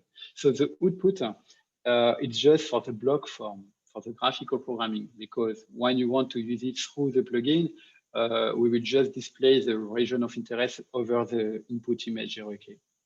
Okay, so let's do that together. So we take my threshold plugin, and this time, instead of extending the actionable plugin, we will extend the easy plug, as we saw just before, and we will also implement the block interface to make it compatible with graphical programming.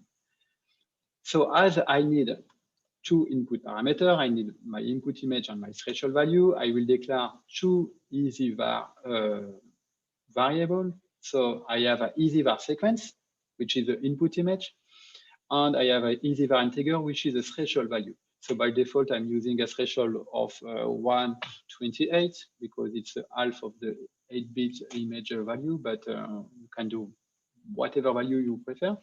And then for the output, so for the result, we have this var ROI array. So I'm using var ROI array instead of var ROI because almost of time you want to give result as several region of interest.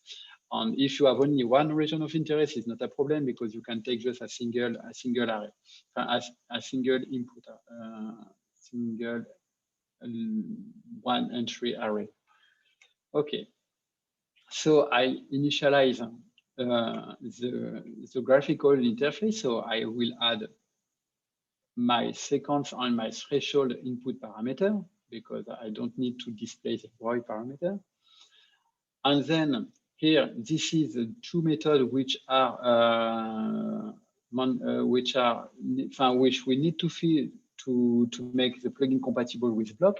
So for the block, I need to add the sequence variable on the threshold as input field. And I also need to declare the output. And here I will use directly my ROI var array to specify the output. And then I just fill the execute method, which was run before, but with EasyPlug, we have to feed it in the execute. And you can see that I have some small difference with the previous threshold. So here, all the thresholding process is done in the do threshold method. So I specify the sequence input in the sequence parameter and the threshold input parameter. As you can see, to retrieve the value of the parameter, I need to use this get value here. Because sequence here is referencing this EasyVar sequence. It's not the sequence itself, it's the EasyVar sequence.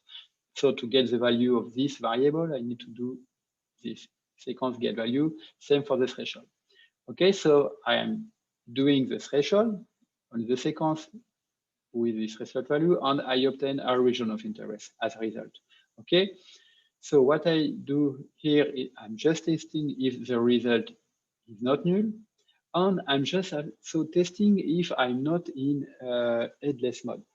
Why I'm doing that is just that because we have a plugin which is compatible with the graphical programming. And when you are using the protocol, the graphical programming, as I told you before, we don't have a real graphical interface. The graphical programming is meant to be executed as a workflow, which can be executed by command line if you want. So there is no concept of graphical interface in protocol. So when you are executing your this plugin from the protocol, this method is headless, will return true. So you know that you are working from the protocol. And in this case, no, it will return, yeah, when you will run from the protocol, it will return true. So in this case, you don't want to display the ROI over the image because you don't have the image visible anyway. So, so we will do this process only when we are running from the graphical interface in IC. Okay, I will illustrate it to make it more clear. Okay, so this is the converted threshold plugin. Okay. Oh yeah, I should not close this image because it was perfectly fine to test it. But okay, when I'm testing from IC, so through the graphical interface, I want to see the result over the region of interest. So it's why I add the region of interest over the sequence. But if I'm through the protocol, okay,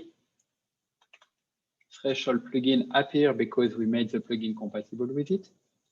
You can see that we have an input sequence and input threshold parameter, and here we have the output for it. And so by default, the block should not put the result over the original image because we don't ask it to do it. If we want to do it, we have to use another block which is made for that.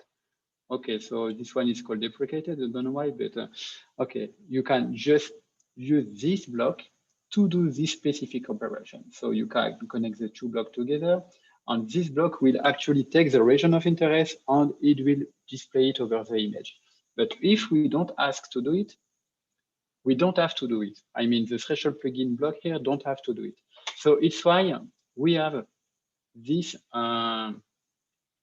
this line of code here, just to test that if we are in a protocol mode, we should not display the region of interest over the image. And here the last.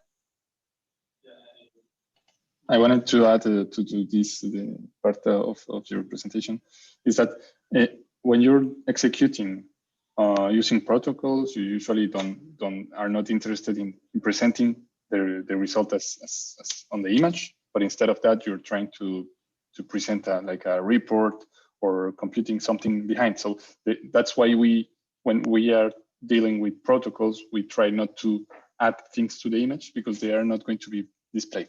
Okay. So that's exactly what Stéphane was doing, not displaying things and just passing it through the results, so the ROI output variable, so that you can connect it to the next block that we will do, the next processing block, right? And at the end, I guess you would end up with having maybe an Excel, like a spreadsheet with some quantification of your results or something like that. But that's what's behind this idea of checking if it's headless or not.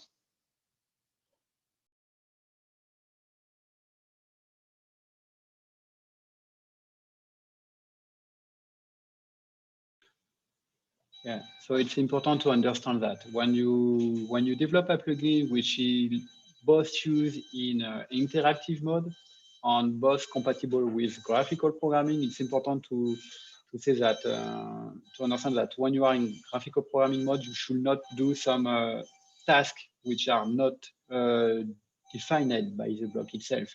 So anything which is interactive in general, you should avoid to do it. So here it's just to add the ROI to the sequence. It's good to have it in interactive mode, but definitely not when you are in protocol. So for the protocol, we have this last line here, which is ROI set value, which simply will set the result ROI inside the output value of the block. So it's important to do it. So you will be able to forward the region of interest to other block. Okay. Okay, so we are done with EasyPlug. I already showed the example, and I already showed that you can use the plugin both in interactive mode and also in the graphical programming. So it's what we wanted to do. So now I will just speak about some, I will say, extra features that you may need eventually. So if you want to include some native library support with your plugin, sometimes you need some native library with Java to access to the hardware. In this case, IC provides some facility to do it. So you have just to respect this folder structure inside your plugin. So you put all the native library in the lib on the different operating system folder. And then when you will execute your plugin, you can use this load library method with a library name to load it automatically. It's definitely something which can be difficult to handle when you want to do it yourself. Sometimes you don't understand why the library load or doesn't run correctly. So we try to do something simple to deal with that.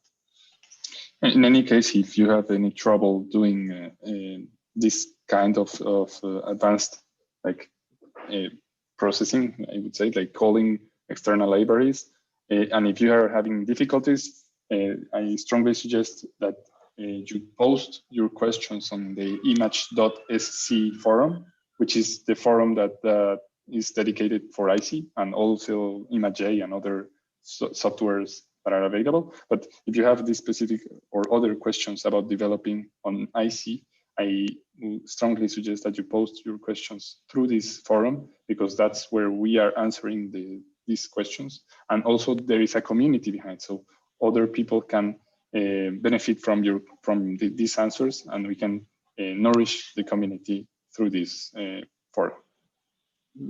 Yeah. On this last slide, we provide the link, so you don't have to remember. We give it.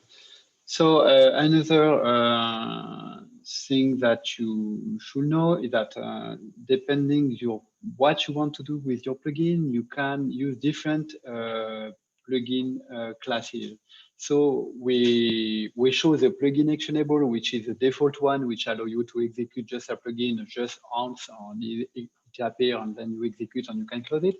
But you have to know that you have some other specific interface as the plugin daemon.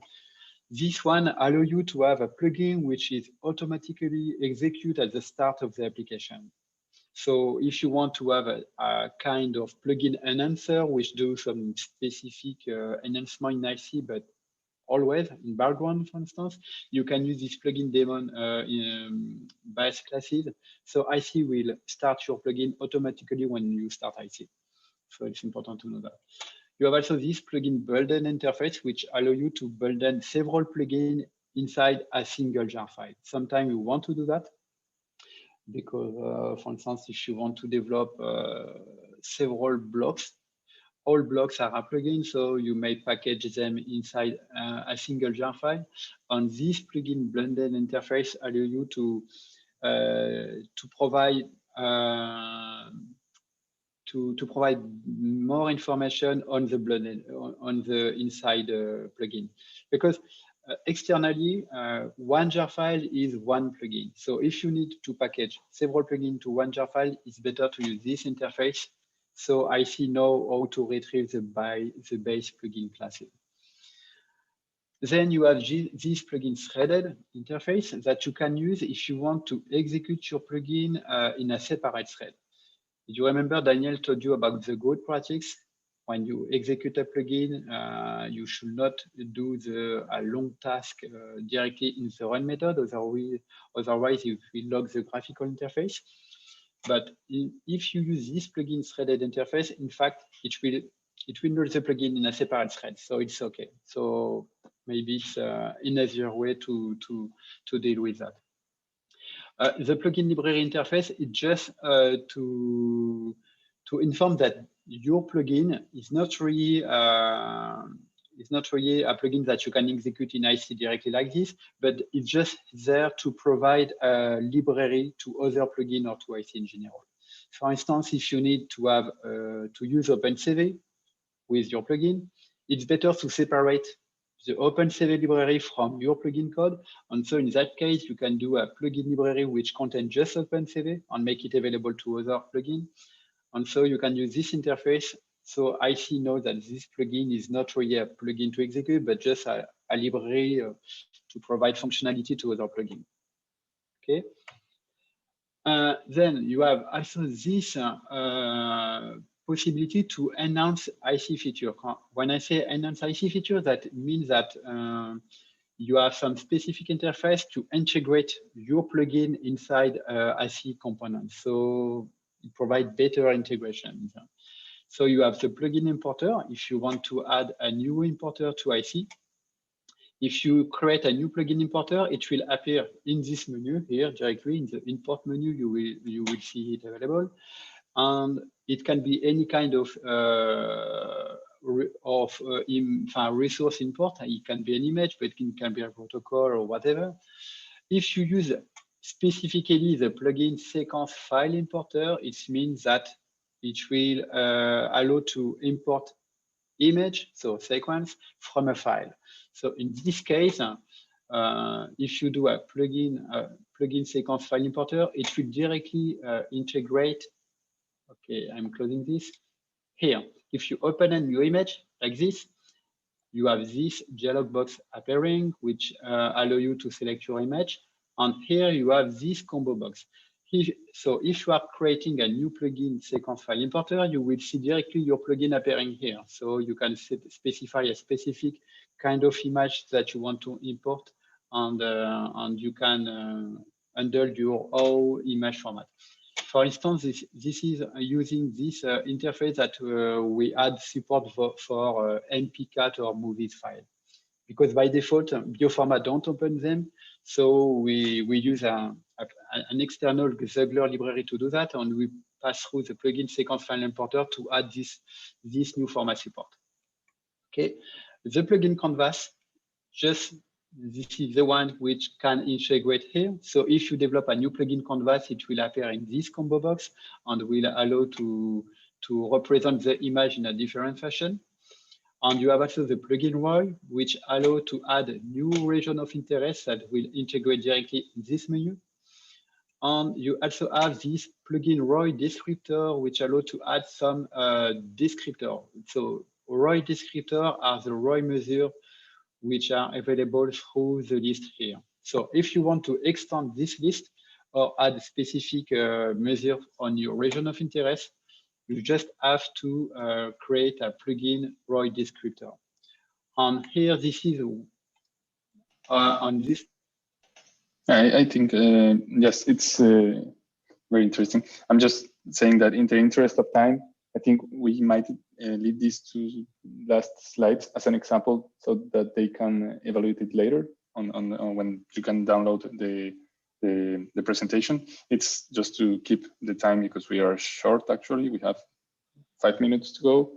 Yeah, but you can check this to see how you can create a descriptor. So to provide a measure on your regions of interest and show that in the table that you saw of regions of interest. This helps you to understand how to make that.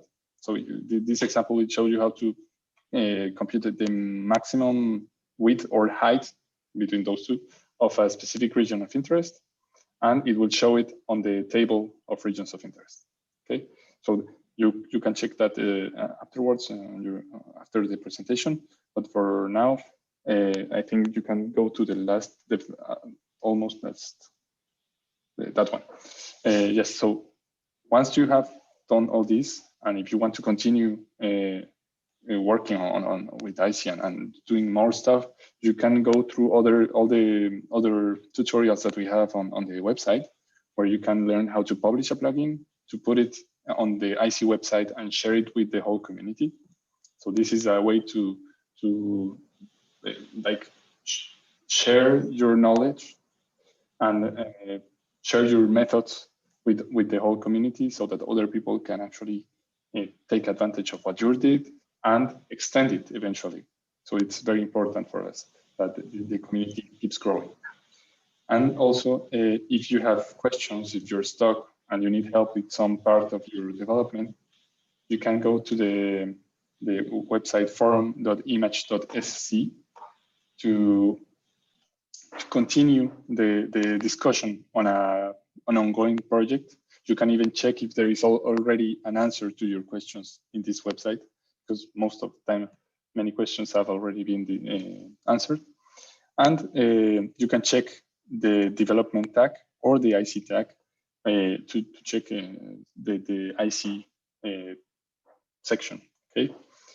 And from that, I think, what's the next slide, please? Yeah, with that, I think that we have just finished this tutorial, and I will give the word to Stéphane. Yeah. In fact, it was just we just on the in time. In fact, so it was a nice thing to show you that you can extend the feature in IC, so the descriptor. And of course, if you have some question, as Daniel said, that you can reach us on the forum image SC. And it's important to correctly tag the post so we can find it easily. So don't forget to tag it under IC at least. And if it's about development question, tag it with IC on development so we can quickly and more efficiently reply to your question. So yeah, this is the end of the course. I hope it was still interesting for you, and you were able to at least get the most of it. And I would like to thank you for having stayed with us for so long time, because 4 hours is not easy to maintain. So thanks to the participant. And again, if you have some question, we can stay some minutes, some extra minutes to reply some quick question. Or otherwise, you can reach us on the forum images later. Yeah, the full session will be available afterwards, so you can download the video if you want, and it will be available to everyone, so that you can come back to the video and the slides and the code as well to just review all the things that we did during this course. Yeah. And yeah, the training itself, so you have the link here, but you can also access it through our website. So if you go to the IC website here, and you get in the Get Involved part, I show you because it's not quite easy to find it, to be honest. But so you just have to go to the Get Involved on the Train menu. And here you will find the different tutorial about IC. So if you need even to know a bit more about the software itself, you can go to this introduction PDF file. And if you want to get back to the course that we just added together now, you can just click on this IC plugin development here. This is the same content, so you can get all the material from our website. Okay. So thanks you all. Wish you a good afternoon, or I don't know which time is it for you. No, it's time to get lunch, I believe. And if you don't have any question, I think we can end here. Is it okay for you? Thanks so much. Yeah, thank you very much. It was very clear. We have to practice now. Really? Thank you. Thanks. Thank you. Goodbye. Okay. Bye-bye. Bye-bye.